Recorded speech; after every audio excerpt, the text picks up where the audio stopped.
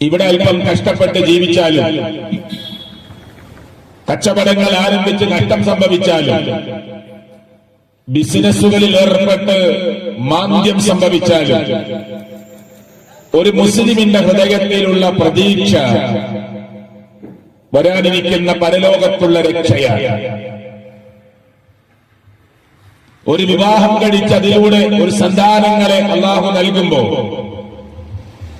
ആ സന്താനങ്ങൾ എനിക്ക് വേണ്ടി പ്രാർത്ഥിക്കുന്ന ഒരു മോനായി മോളായി മാറണമെന്നതാണ് നമ്മുടെ ആഗ്രഹം, അഭിലാഷം.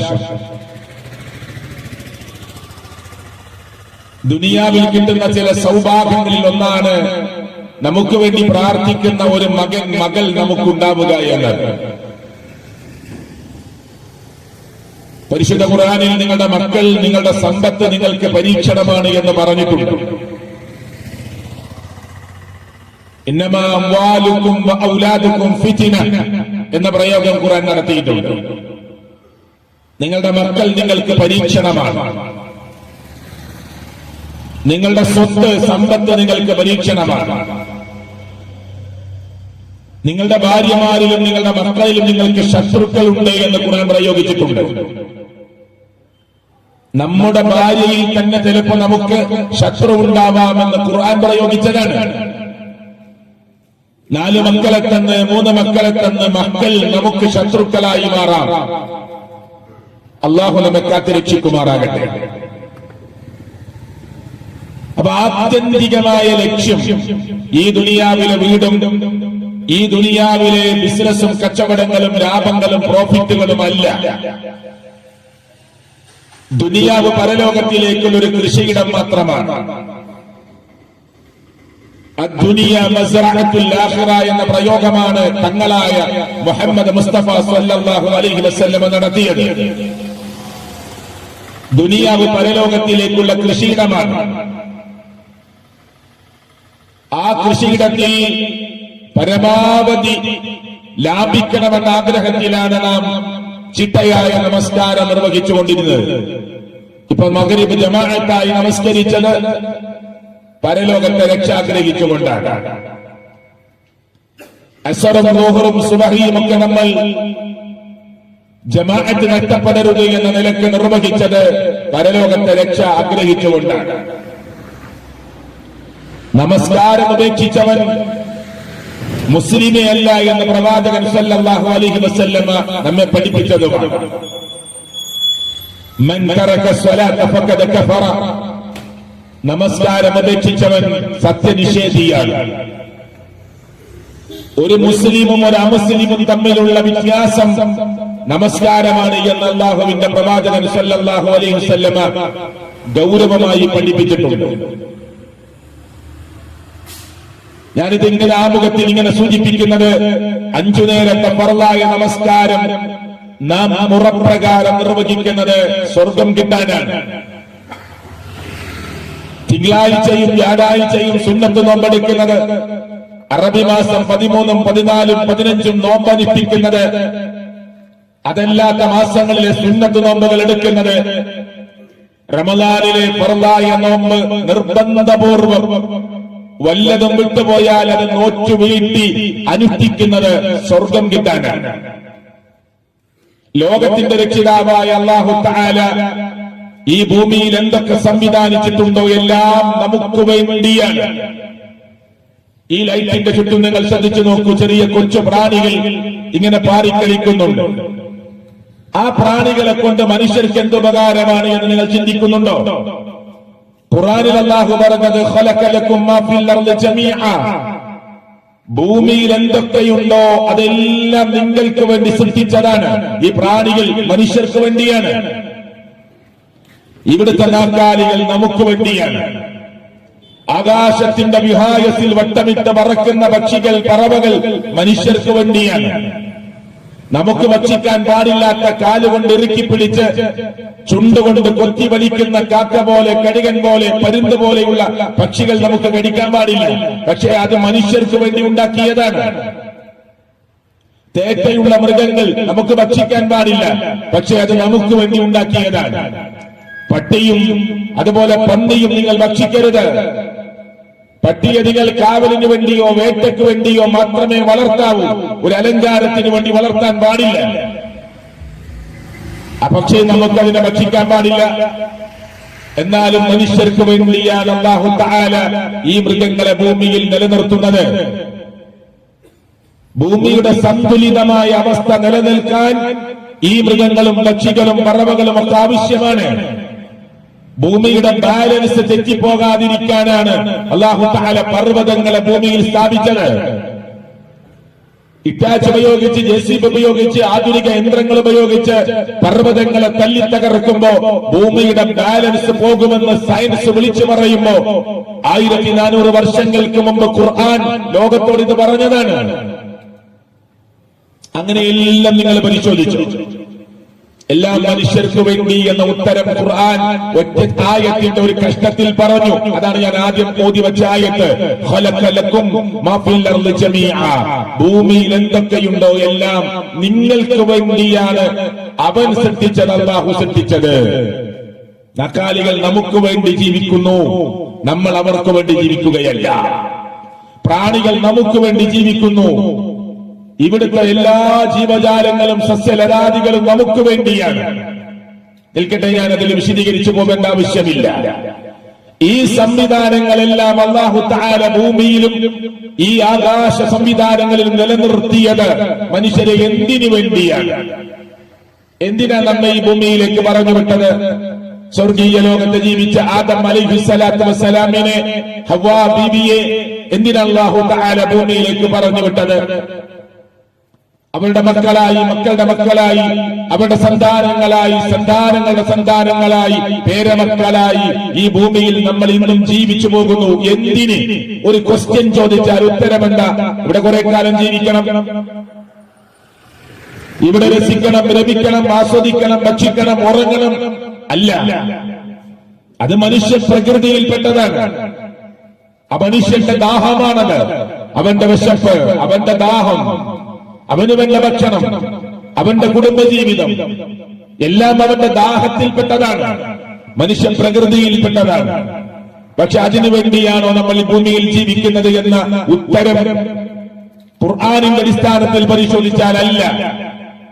അല്ലാഹു പറഞ്ഞു, ഞാൻ ലോകത്തിലേക്ക് ജീവജാലങ്ങളെ, സൃഷ്ടിജാലങ്ങളെ സൃഷ്ടിച്ചു വിട്ടപ്പോ മനുഷ്യരെ നിങ്ങളെ സൃഷ്ടിച്ചു വിടുന്നത് നിങ്ങൾ എന്നെ ആരാധിക്കാൻ വേണ്ടിയാണ്. ഇതൊരു പരീക്ഷണമാണ്. വിശ്വാസിയായ ആണിനെയും വിശ്വാസിനിയായ പെണ്ണിനെയും അല്ലാഹു തആല നിരന്തരമായി പരീക്ഷിക്കുമെന്ന് തങ്ങളായ മുത്ത് മുഹമ്മദ് മുസ്തഫ സല്ലല്ലാഹു അലൈഹി വസല്ലമ ആവർത്തിച്ചു പറഞ്ഞു.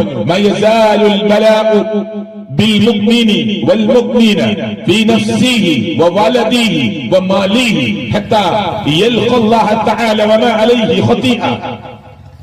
സ്വഹീഹായ ഹദീസാണ്. മുഅ്മിനായ ആണിനെയും മുഅ്മിനത്തായ പെണ്ണിനെയും അല്ലാഹു നിരന്തരമായി പരീക്ഷിക്കും. മക്കളുടെ വിഷയത്തിൽ പരീക്ഷിക്കും, സമ്പത്തിന്റെ വിഷയത്തിൽ പരീക്ഷിക്കും, ശരീരത്തിന്റെ വിഷയത്തിൽ പരീക്ഷിക്കും. മക്കളെ തരാതെ പരീക്ഷിക്കുന്നു അല്ലാഹു ചില ആളുകളെ. ആൺകുട്ടികളെ മാത്രം കൊടുത്ത് പരീക്ഷിക്കുന്നു, പെൺകുട്ടികളെ മാത്രം കൊടുത്ത് പരീക്ഷിക്കുന്നു, ഇടകലർത്തിക്കൊടുത്ത് പരീക്ഷിക്കുന്നു. കല്യാണം കഴിഞ്ഞിട്ട് 20 വർഷമായി മക്കളെ കൊടുക്കാതെ പരീക്ഷിക്കുന്നു. പരീക്ഷണങ്ങൾ വ്യത്യസ്ത തലത്തിലാണ്. നമുക്ക് താങ്ങും തണലുമായി നിൽക്കുന്ന പ്രിയപ്പെട്ട വാപ്പയെ വളരെ ചെറിയ പ്രായത്തിൽ തന്നെ തിരിച്ചു വിളിച്ച് പരീക്ഷിക്കുന്നു. നൊന്ത് പ്രസവിച്ച ഉമ്മയെ ഒന്ന് സേവിക്കാൻ, അവർക്ക് വേണ്ടത് ചെയ്തു കൊടുക്കാൻ നമ്മൾ പ്രായമാകുമ്പോഴേക്ക് ഉമ്മയെ തിരിച്ചു വിളിക്കുന്നു. പരീക്ഷണങ്ങൾ വ്യത്യസ്ത തലത്തിലാണ് എന്ന് അല്ലാഹുവിന്റെ ഖുർആനും തിരുസുന്നത്തും നമ്മെ ബോധ്യപ്പെടുത്തുകയാണ്. പക്ഷേ നമ്മൾ എന്തിനാ ഭൂമിയിലേക്ക് വിട്ടത്? ആ ഉത്തരം അല്ലാഹു പറഞ്ഞു. മനുഷ്യരെ ഭൂമിയിലേക്ക് പറഞ്ഞയച്ചത്, ജിന്ന് വർഗത്തെ ഈ ഭൂമിയിലേക്ക് പറഞ്ഞയച്ചത്, അവരെ സൃഷ്ടിച്ചത് എന്തിനാ? വമാ ഖലഖ്തുൽ ജിന്ന വൽ ഇൻസ ഇല്ലാ ലിയഅ്ബുദൂൻ. അല്ലാഹുവിന്റെ മറുപടിയാണ്, ഒരു പ്രസ്ഥാനത്തിന്റെ മറുപടിയല്ല, ഒരു മൗലവിയുടെയോ പണ്ഡിതന്റെയോ മറുപടിയല്ല. അല്ലാഹു പറഞ്ഞതാണ്, വമാ ഖലഖ്തുൽ ജിന്ന വൽ ഇൻസ ഇല്ലാ ലിയഅ്ബുദൂൻ. മനുഷ്യരെയും ജിന്നുവർഗത്തെയും നാം സൃഷ്ടിച്ചിട്ടില്ല ഇല്ലാ ലിയഅ്ബുദൂൻ, എന്നെ ആരാധിക്കാൻ വേണ്ടിയല്ലാതെ. ഞാൻ ചോദിക്കട്ടെ, എന്നിട്ട് എല്ലാ മനുഷ്യരും അള്ളാഹുവിനെ ആരാധിക്കുന്നുണ്ടോ? ഇല്ല. എല്ലാ മനുഷ്യരും അള്ളാഹുവിനെ മാത്രം ആരാധിക്കുന്നവരാണ്. അള്ളാഹുവിനെ ആരാധിക്കുന്നുണ്ട് എന്ന് പറയുന്നവർ തന്നെ എല്ലാ മനുഷ്യരും അള്ളാഹുവിനെ മാത്രം ആരാധിക്കുന്നവരാണ്. ബഹുദൈവ വിശ്വാസികൾ എന്ന് പറഞ്ഞാൽ എന്താ? കുറെ ദൈവങ്ങൾ വിശ്വസിക്കുന്നു, ഒരുപാട് കാര്യങ്ങളെ ആരാധിക്കുന്നു.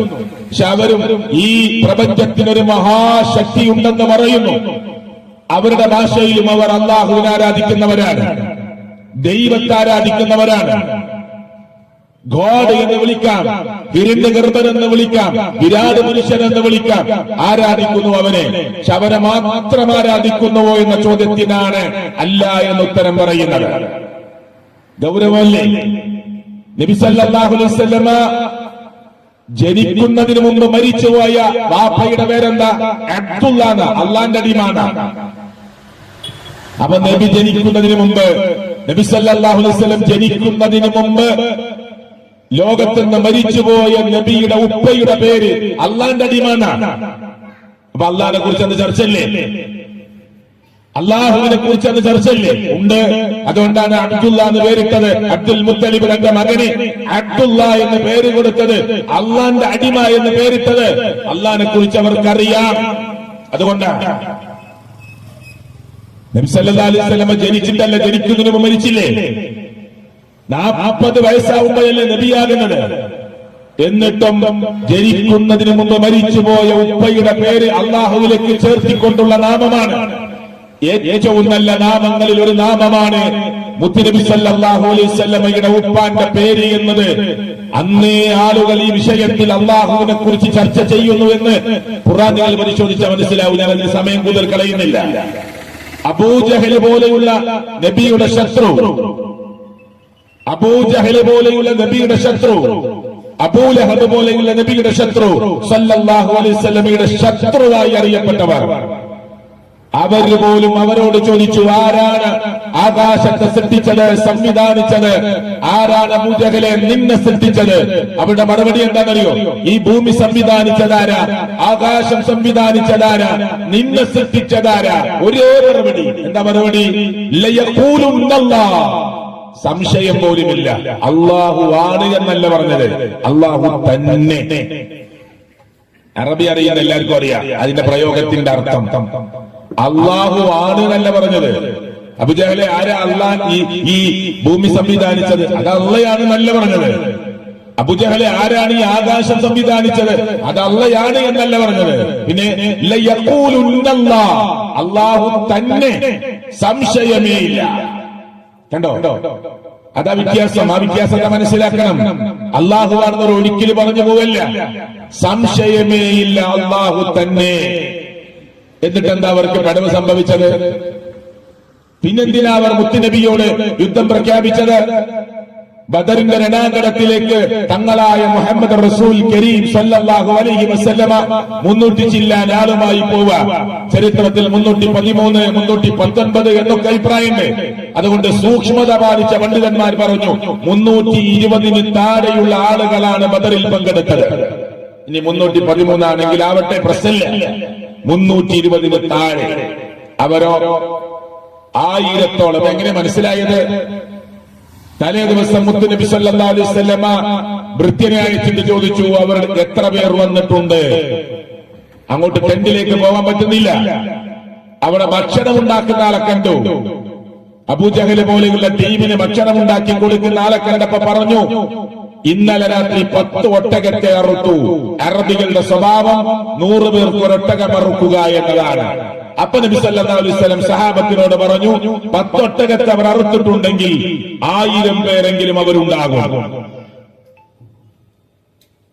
ഇതൊക്കെ ചരിത്രത്തിലില്ലേ? ഒരു ഭാഗത്ത് 1000-ഓളം വരുന്ന ടീം, പിന്നെ കുതിരപ്പടയാളികൾ, ഒട്ടകക്കൂട്ടങ്ങൾ.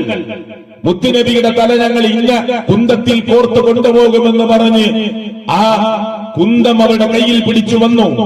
സഹാബത്തിന്റെ പേര് പറഞ്ഞിട്ട് അവർ പറഞ്ഞു, തലയറുത്ത് ഞങ്ങൾ ഈ കുന്തത്തിൽ അവിടെ തല കോർത്തു കൊണ്ടുപോകുമെന്ന് പറഞ്ഞു. മുദ്രാവാക്യങ്ങൾ അവർ ഉയർത്തി, നർത്തകിമാരവർ കൊണ്ടുവന്നു. വിജയം ആഹ്ലാദിക്കാൻ ആഘോഷിക്കാൻ നർത്തകിമാരെ മദ്യം അവർ കൊണ്ടുവന്നു. അത് വിളമ്പിത്തരാനുള്ള ആളുകളെ കൊണ്ടുവന്നു. അങ്ങനെ ബദറിന്റെ എല്ലാ കോപ്പുകളും അവർ ഒരുക്കി. നമ്മുടെ നേതാവായ തങ്ങളായ മുഹമ്മദ് മുസ്തഫ സ്വല്ലല്ലാഹു അലൈഹി വസല്ലമ ബദറിന്റെ രണാങ്കണത്തിൽ തന്റെ കാൽമുട്ടുകൾ നിലത്തു കുത്തി, കണ്ണിൽ നിന്ന് കുടുകുടാ കണ്ണുനീര് ഒലിച്ചിറങ്ങി. ആകാശത്തിന്റെ മേലാപ്പിലേക്ക് തങ്ങൾ കരങ്ങൾ ഉയർത്തി അല്ലാഹുവിനോട് പറഞ്ഞു, അല്ലാഹുവേ, അല്ലാഹുമ്മ അല്ലാഹുമ്മ അല്ലാഹുവേ, ഈ കൊച്ചു സംഘത്തെ എങ്ങാനും നീ നശിപ്പിച്ച് കളഞ്ഞാൽ പിന്നെ നിന്നെ മാത്രം ആരാധിക്കുന്ന ഒരു ടീം ഭൂമിയിൽ ഉണ്ടാവില്ല റബ്ബേ. എന്താ പറഞ്ഞ്? നിന്നെ മാത്രം ആരാധിക്കുന്ന ഒരു ടീം ഇനി ഭൂമിയിൽ ഉണ്ടാവില്ല. എന്ത് സംഭവിച്ചാൽ ഈ 300 ചില്ലാൻ വരുന്ന ടീം അബൂജഹലടക്കമുള്ള ടീമിന്റെ കരങ്ങളാൽ മരണപ്പെട്ടു വീണാൽ, പടച്ചവനെ, നിന്നെ മാത്രം ആരാധിക്കുന്ന ഒരു ടീം ഇനി ഭൂമിയിൽ ഉണ്ടാവില്ല. നീ മാത്രം ആരാധിക്കപ്പെടുന്ന ഒരു സംവിധാനം ലോകത്തുണ്ടാവില്ല. അതുകൊണ്ട് കരഞ്ഞു പറഞ്ഞു നബി, കരഞ്ഞു പറഞ്ഞു മുത്ത് റസൂല്. എന്താ പറഞ്ഞത്? പടച്ചോനെ, നശിപ്പിച്ച് കളയല്ലേ അല്ലാഹ്, ഞങ്ങൾ ആകെയുള്ള 300 ചില്ലാൻ ആളുകളും വന്നിരിക്കുകയാണ്. ആ പ്രാർത്ഥന ഒന്ന് നോക്കൂ നിങ്ങൾ. അല്ലാഹുമ്മ അല്ലാഹുവേ, ഈ കൊച്ചു സംഘമെങ്ങാനും നശിപ്പിക്കപ്പെട്ടാൽ ഒരിക്കലും ഉണ്ടാവില്ല, ഈ ഭൂമിയിൽ പിന്നെ ഉണ്ടാവില്ല. അതാ പ്രയോഗം, നിന്നെ ആരാധിക്കുന്ന ഒരു സംവിധാനം ഭൂമിയിൽ ഉണ്ടാവില്ല. ഈ സംവിധാനവും പാരമ്പര്യവും മുറിച്ചു മാറ്റപ്പെടും. അതുകൊണ്ട് നശിപ്പിക്കല്ലേ അല്ലാഹ്. അബൂജഹൽ പ്രാർത്ഥിച്ചതോ? ലോകത്ത് അല്ലാഹനെ മാത്രം ആരാധിക്കാനുണ്ടാക്കിയ ലോകത്തിൽ ഒന്നാമത്തെ ഭവനമാകുന്ന കഅബാലയത്തിന്റെ കില്ല പിടിച്ചിട്ട് അബൂജഹൽ പ്രാർത്ഥിച്ചത് ഇസ്ലാമിക ഗ്രന്ഥങ്ങളിലില്ലേ? ഇല്ലേ? അബൂജഹൽ മുസ്ലിമല്ല, കടുത്ത ഇസ്ലാമിന്റെ ശത്രുവാണ്. അല്ലാഹനെ മാത്രം ആരാധിക്കാനുണ്ടാക്കിയ ലോകത്തിന്റെ ഒന്നാമത്തെ ഭവനമായ കഅബാലയത്തിന്റെ കില്ല പിടിച്ചിട്ട് അബൂജഹൽ പറഞ്ഞെന്താ അറിയോ? അല്ലാഹുമ്മ അല്ലാഹുവേ.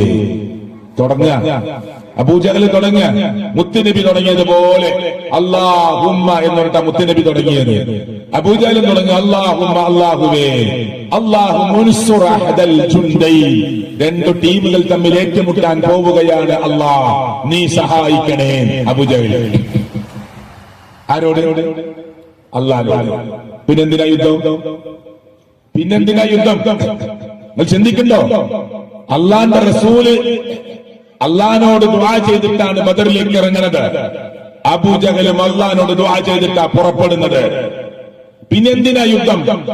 രണ്ടുപേരും അള്ളാഹുവിനോട് മാത്രം പ്രാർത്ഥിക്കുന്നവരാണെങ്കിൽ ബദർ എന്ന യുദ്ധം എന്തിനാ?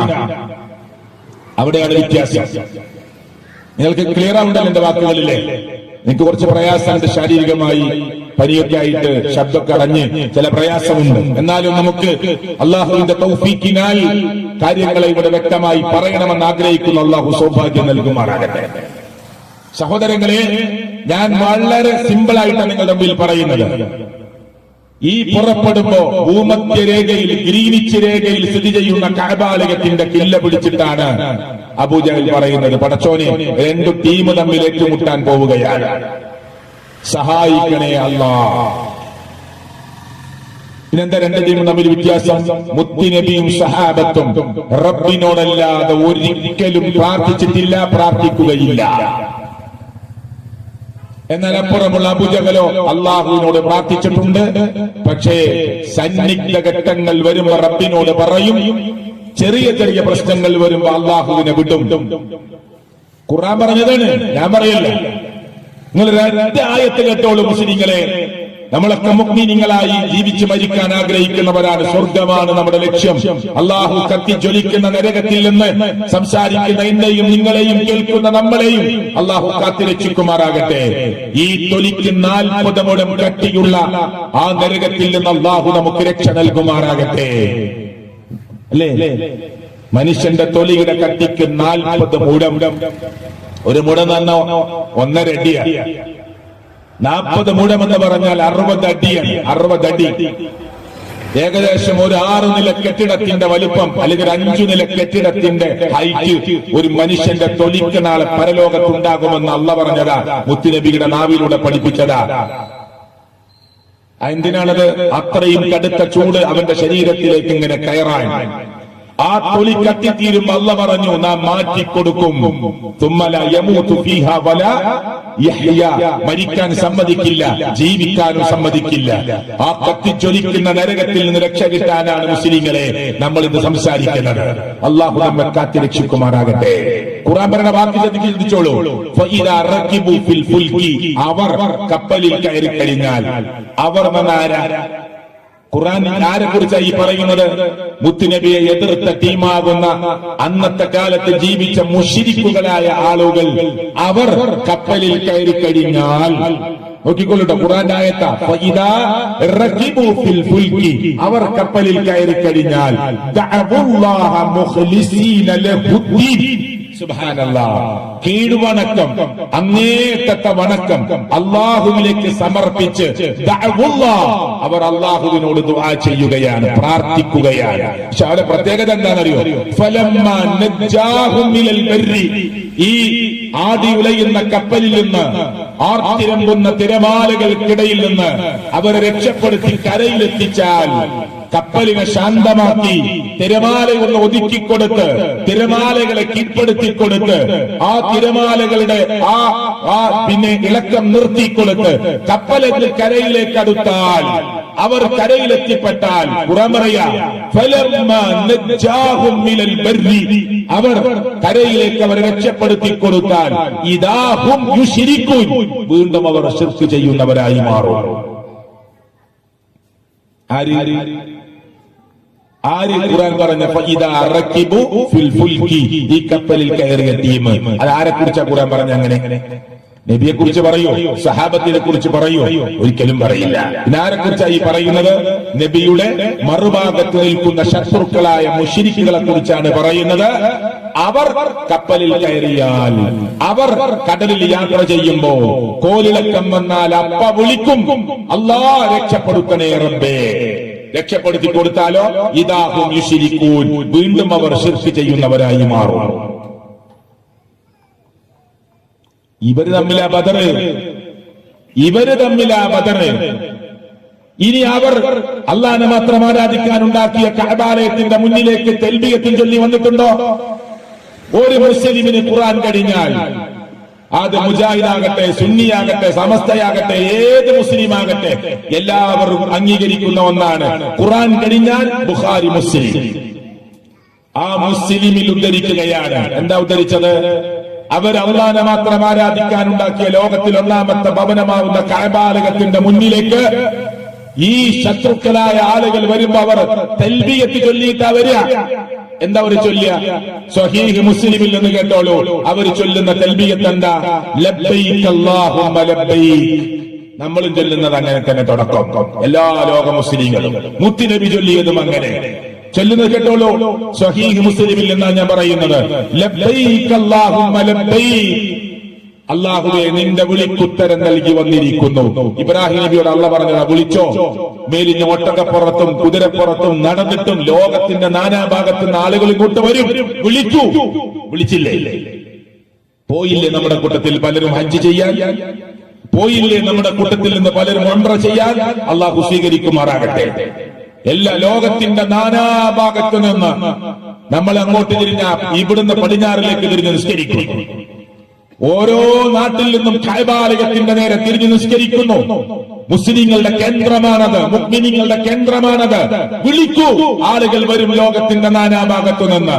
അവിടേക്ക് മുശ്രിക്കുകളായ ആളുകൾ വരുമ്പോ പറഞ്ഞ വാക്കാണ് ലബ്ബൈക അല്ലാഹുമ്മ ലബ്ബൈക, അല്ലാഹുവേ നിന്റെ വിളിക്കുത്തരം നൽകി ഇതാ വരുന്നു. ലബ്ബൈക ലാ ശരീക ലക്, നിനക്ക് ഒരു ശരീക്കും പങ്കാളിയും ഇല്ല റബ്ബേ. അവര് പറഞ്ഞ തൽബിയത്ത, ഞാൻ പറയില്ല. ഇത് രണ്ടു വരി കേട്ടപ്പോ തങ്ങളായ മുഹമ്മദ് റസൂൽ കരീം സല്ലല്ലാഹു അലൈഹി വസല്ലമ പറഞ്ഞു, മതി മതി, ഇനി ബാക്കി ചൊല്ലരുത്. നിങ്ങൾ ചൊല്ലുന്ന ബാക്കി അപകടമാണ്, അവിടെ നിർത്തൂ.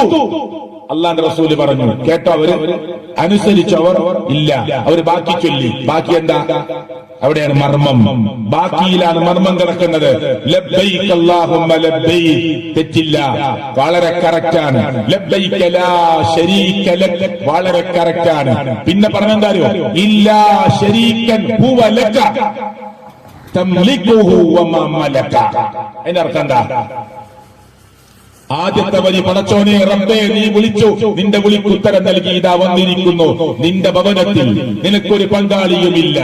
ഇല്ലാ ശരീകൻ ഹുവ ലക.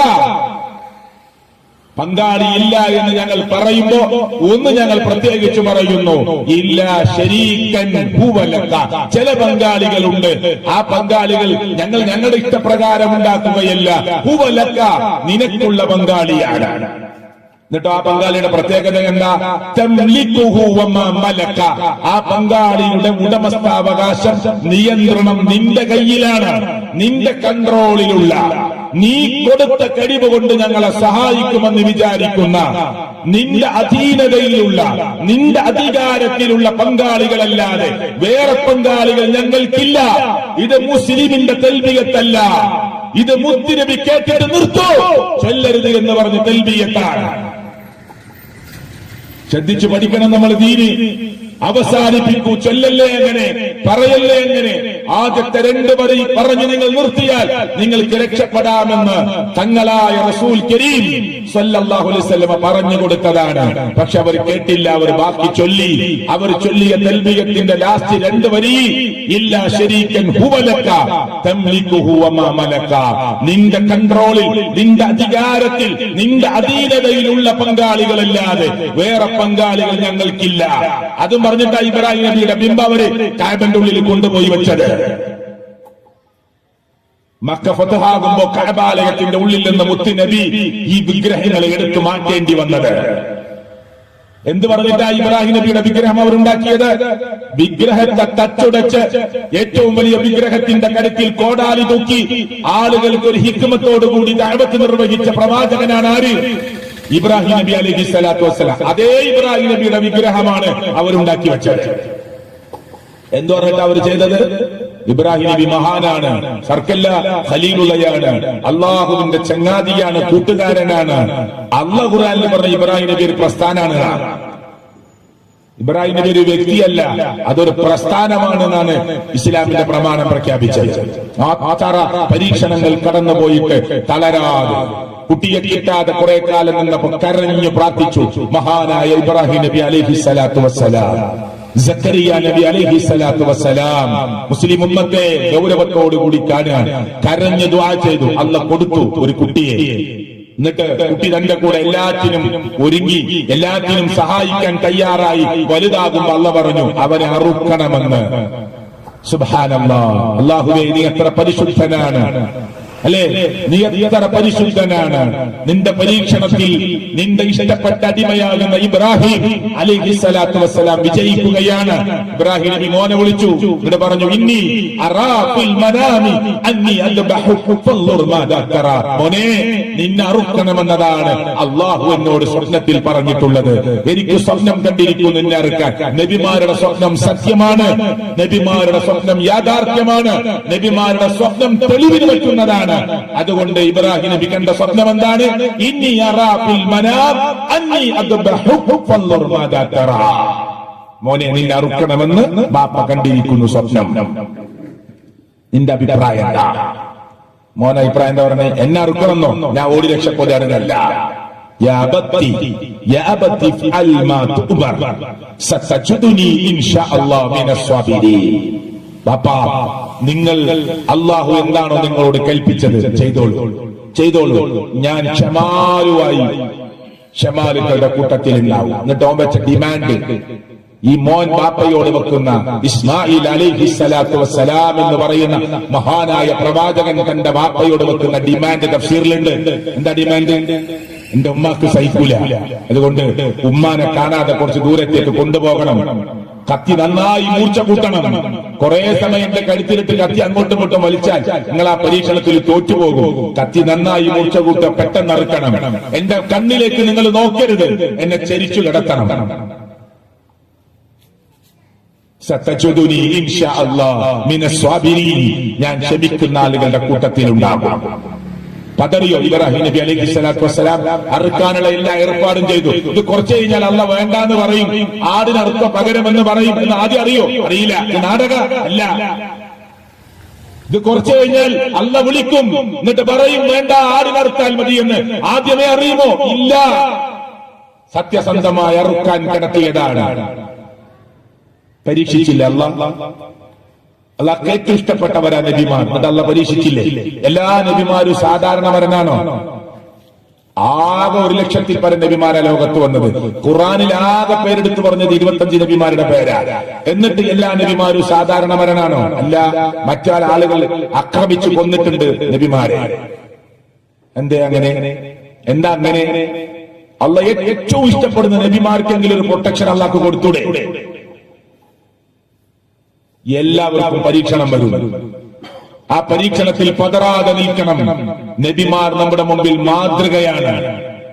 മുഹമ്മദ് റസൂൽ കരീം സല്ലല്ലാഹു അലൈഹി വസല്ലമയുടെ പല്ല് പൊട്ടിയില്ലേ?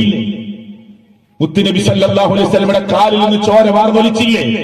തായിഫിന്റെ മണ്ണിലേക്ക് അഭയം കിട്ടുമെന്ന് വിചാരിച്ച് ചെന്നപ്പോ ഉമ്മാന്റെ നാട്ടുകാര് കയറുകൊണ്ടും വടികൊണ്ടും കല്ലുകൊണ്ടും എറിഞ്ഞ് മുത്തുനബി കിതച്ചോടിയില്ലേ? ഒരു മലയുടെ ചെരിവിൽ വന്ന് കിതച്ചിരുന്നപ്പോ മലകളുടെ ഡ്യൂട്ടിയുള്ള മലക്ക് വന്നിട്ട് പറഞ്ഞില്ലേ, തായിഫിന്റെ 2 മലകൾ തമ്മിൽ കൂട്ടിയടിപ്പിച്ച് ഈ തായിഫിലെ മനുഷ്യരെ മുഴുവനായി ഉന്മൂലനം ചെയ്യാൻ അല്ലാഹുവിന്റെ ഓർഡർ ഉണ്ട്, നിങ്ങളുടെ സമ്മതമുണ്ടെങ്കിൽ എന്ന് പറഞ്ഞില്ലേ? നിങ്ങളുടെ സമ്മതമുണ്ടെങ്കിൽ മുത്തുനബി പറഞ്ഞു സല്ലല്ലാഹു അലൈഹി വസല്ലമ, വേണ്ട വേണ്ട റബ്ബേ, വേണ്ട അല്ലാഹ്, അല്ലാഹുമ്മ ഗ്ഫിർ ലിഖൗമി ഇന്നഹും ലാ യഅലമൂൻ. പടച്ചോനെ, അറിയാത്ത സമൂഹമാണ് ഈ സമൂഹം, വിവരമില്ലാത്തത് കൊണ്ടാണ് അവര് നന്നാവും. പടച്ചവനെ പുറത്തു കൊടുക്കുക അല്ലാഹ് പറഞ്ഞില്ലേ? ആര്? മുഹമ്മദ് മുസ്തഫ സല്ലല്ലാഹു അലൈഹി വസല്ലം. നബിമാർക്ക് പരീക്ഷണം വന്നില്ലേ? കടുത്ത പരീക്ഷണ വന്നത് പ്രവാചകന്മാർക്ക്. നമ്മളൊക്കെ സാധാരണക്കാരിൽ സാധാരണക്കാരാ. മുഹമ്മദ് നബിയോ സാധാരണ മനുഷ്യനല്ല, മനുഷ്യനാണ്. മുഹമ്മദ് നബി സല്ലല്ലാഹു അലൈഹി വസല്ലമ മനുഷ്യനാണ്, സാധാരണ മനുഷ്യനല്ല. നമ്മൾ സാധാരണ മനുഷ്യരാണ്, നബിമാർ സാധാരണ മനുഷ്യരല്ല. മുത്തുനബി പ്രത്യേകിച്ച് സാധാരണ മനുഷ്യനെന്ന് പറയാനേ പറ്റില്ല. മനുഷ്യനാണ്.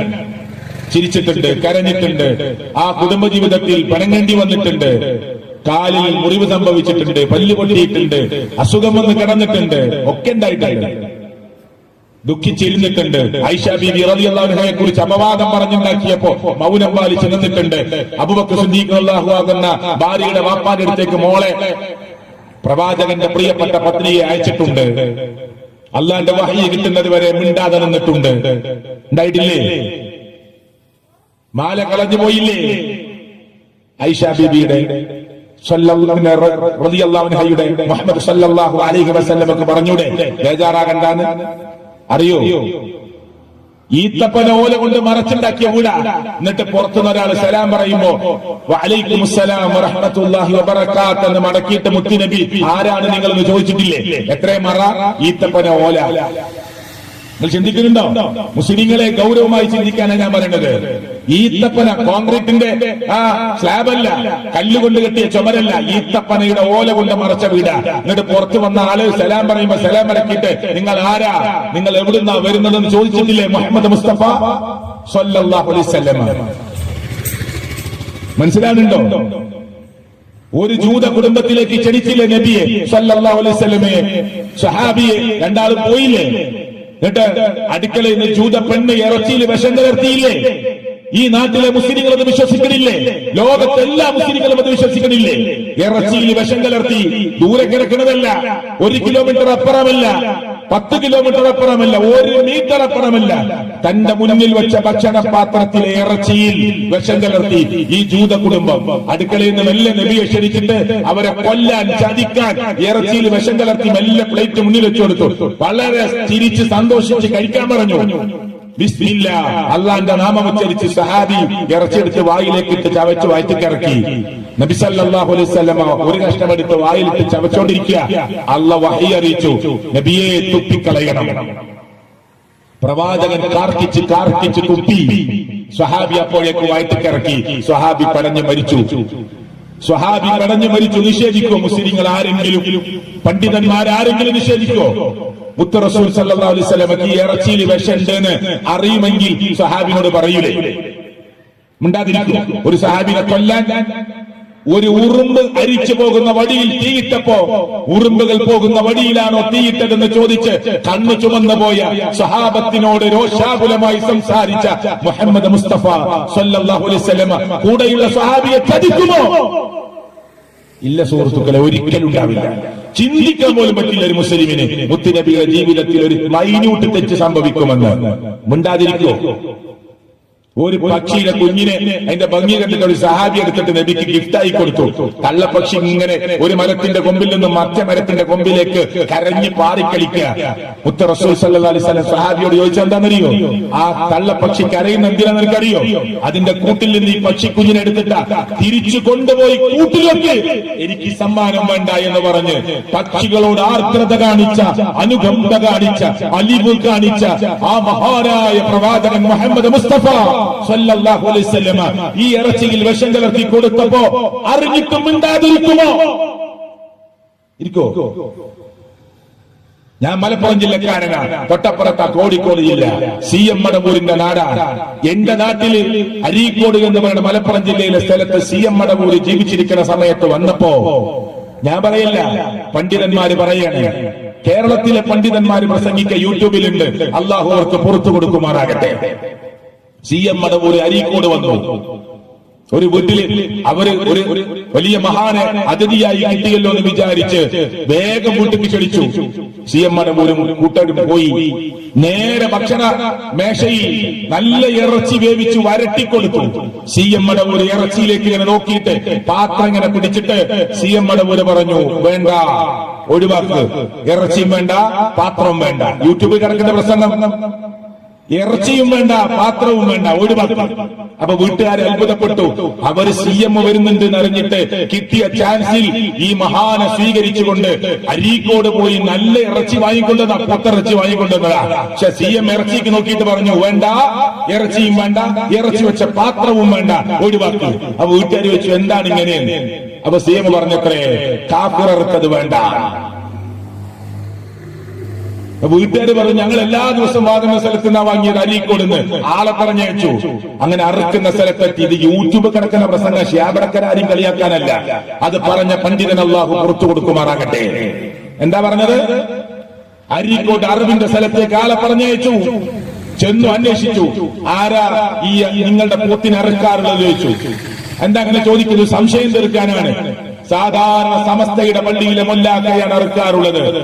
ഇന്നലെ അയാൾ നാട്ടിൽ പോയത് കൊണ്ട് മുജാഹിദ് പള്ളിയിലത്തെ മൗലവിയാണ് അറുത്തത്. കറക്റ്റ്. CM പറഞ്ഞത് കറക്റ്റ്. ഒരു ഉസ്താദിന്റെ പ്രസംഗ മനസ്സിലായോ നിങ്ങൾക്ക്?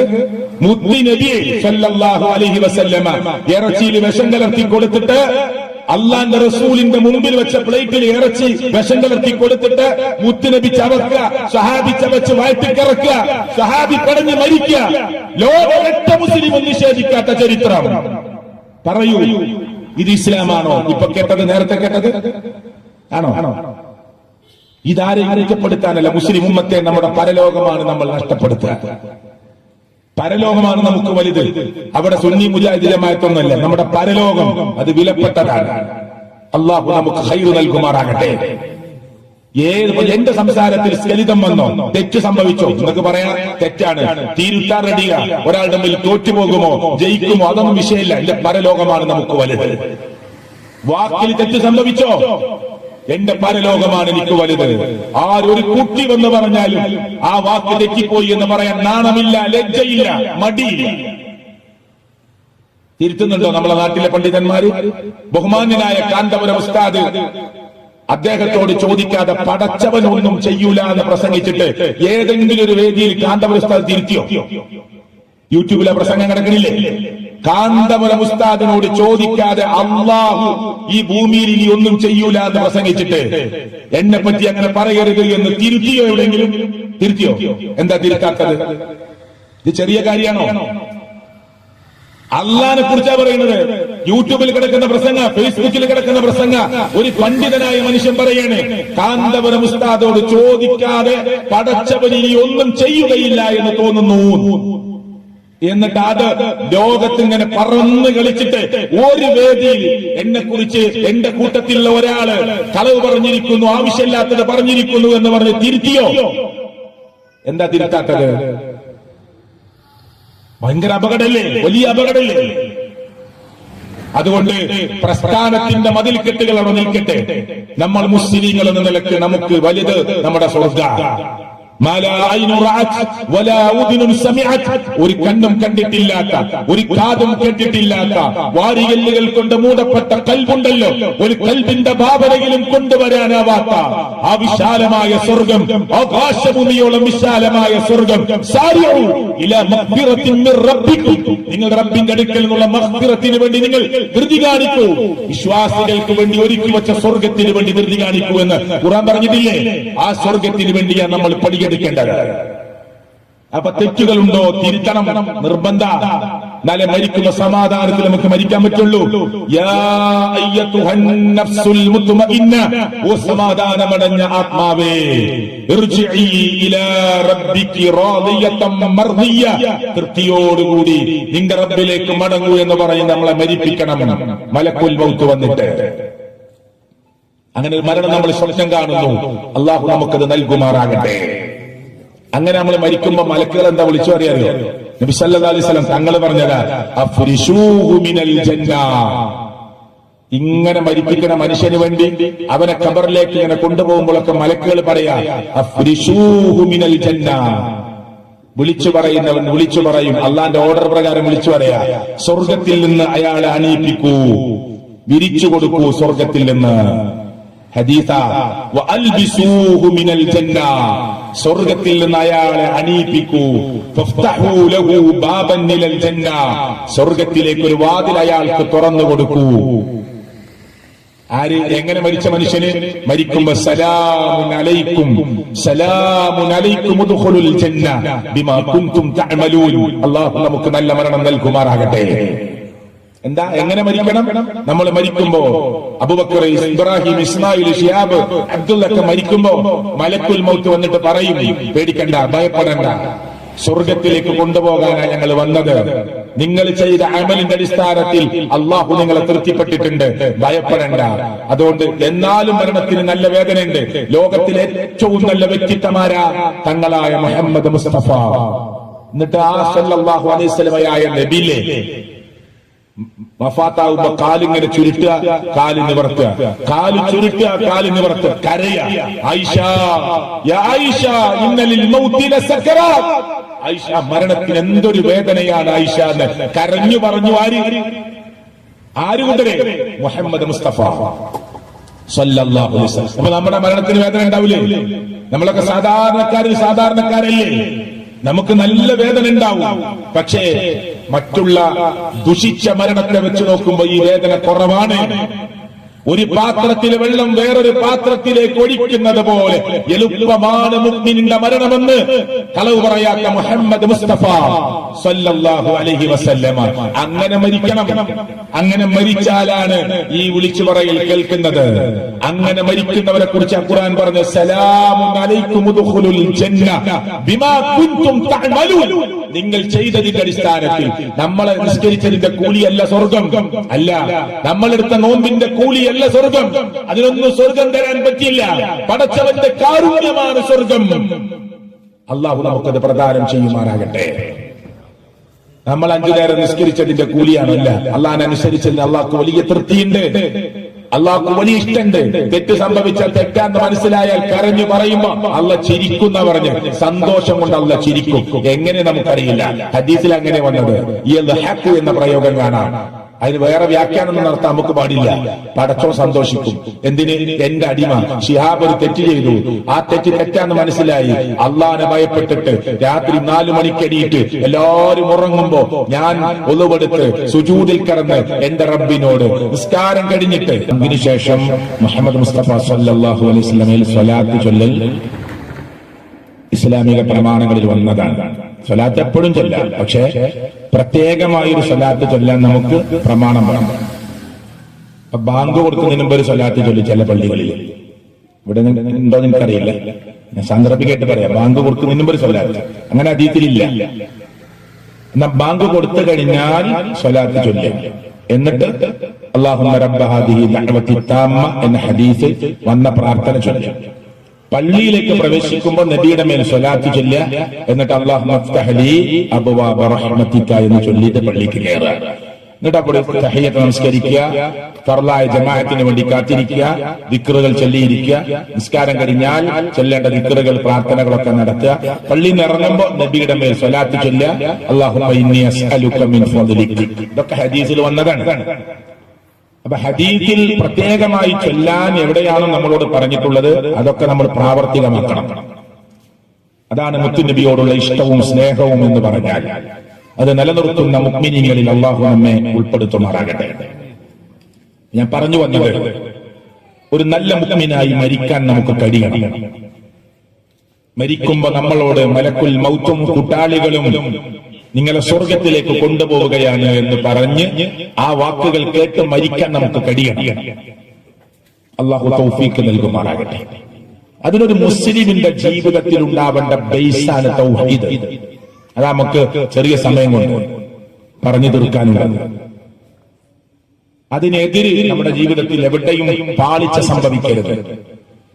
അതിന്റെ ഒരു ഉദാഹരണമാണ് ഇപ്പൊ ഞാൻ CM-നെ കുറിച്ച് പറഞ്ഞു. CM എന്ന വ്യക്തി, അദ്ദേഹം മാനസികമായ അവസ്ഥ തെറ്റി മരിച്ചുപോയ ഒരാളാണ്. അള്ളാഹു അദ്ദേഹത്തിന് പുറത്തു കൊടുക്കുമാറാകട്ടെ. അദ്ദേഹത്തിന്റെ അവസാനം എന്ന് പറഞ്ഞാൽ അദ്ദേഹത്തിന് ബോധം നഷ്ടപ്പെട്ട, മനോനില തെറ്റിയ ഒരു മനുഷ്യനായിട്ടാണ് ജീവിച്ചത്. നമ്മൾ അയാൾക്ക് വേണ്ടി പ്രാർത്ഥിക്കുന്നു, അയാൾക്ക് അള്ളാഹു പുറത്തു കൊടുക്കുമാറാകട്ടെ. ഞാനൊരു സ്ഥലത്ത് പ്രസംഗിക്കാൻ ചെന്നപ്പോ സദസ്സിൽ ആരുണ്ടെന്നറിയോ? CM-ന്റെ സഹോദരിയുടെ മോനിരിക്കുന്നത്, പെങ്ങളെ മോൻ. എന്റെ സദസ്സിൽ CM-ന്റെ പെങ്ങളുടെ മോനിരിക്കുന്നു. അപ്പൊ എന്റെ സംസാരം കഴിഞ്ഞിട്ട് എന്നെ വന്ന് പരിചയപ്പെട്ടിട്ട് പറഞ്ഞു, ഞാൻ അന്നേരം CM-നെ കുറിച്ചൊക്കെ പറഞ്ഞിട്ടുണ്ട്. അദ്ദേഹം പറഞ്ഞു, ഞാൻ CM-ന്റെ ആരാന്നറിയോ? എനിക്കറിയില്ല, ഞാൻ നേരെ പെങ്ങളുടെ മോനാണ്. CM-ന്റെ നേരെ പെങ്ങളുടെ മോനാണ്. നിങ്ങൾ പറഞ്ഞ കറക്റ്റാണ്. CM അപ്പൊ പെങ്ങളുടെ മോനാകുമ്പോ അമ്മാവനാണ് അല്ലേ? അദ്ദേഹത്തിന് അവസാന ഘട്ടത്തില് തീരെ കാര്യങ്ങൾ തിരിച്ചറിയാനുള്ള കഴിവുണ്ടായിരുന്നില്ല. എപ്പോഴും ജീവിച്ചിരിക്കുന്ന പെങ്ങളെ മോനെ. ചില ആളുകൾ വന്നിട്ട് പറയും എനിക്ക് ക്യാൻസർ ആണ്. അപ്പൊ CM പറയും പൊയ്ക്കോ, ക്യാൻസർ വേണ്ട അറിയാം. ചില ആളുകൾ വന്നിട്ട് പറയും എനിക്ക് വയറുവേദനയാണ്. അപ്പൊ CM പറയും നിനക്ക് വയറുവേദന വേണ്ട, പൊയ്ക്കോ അറിയും.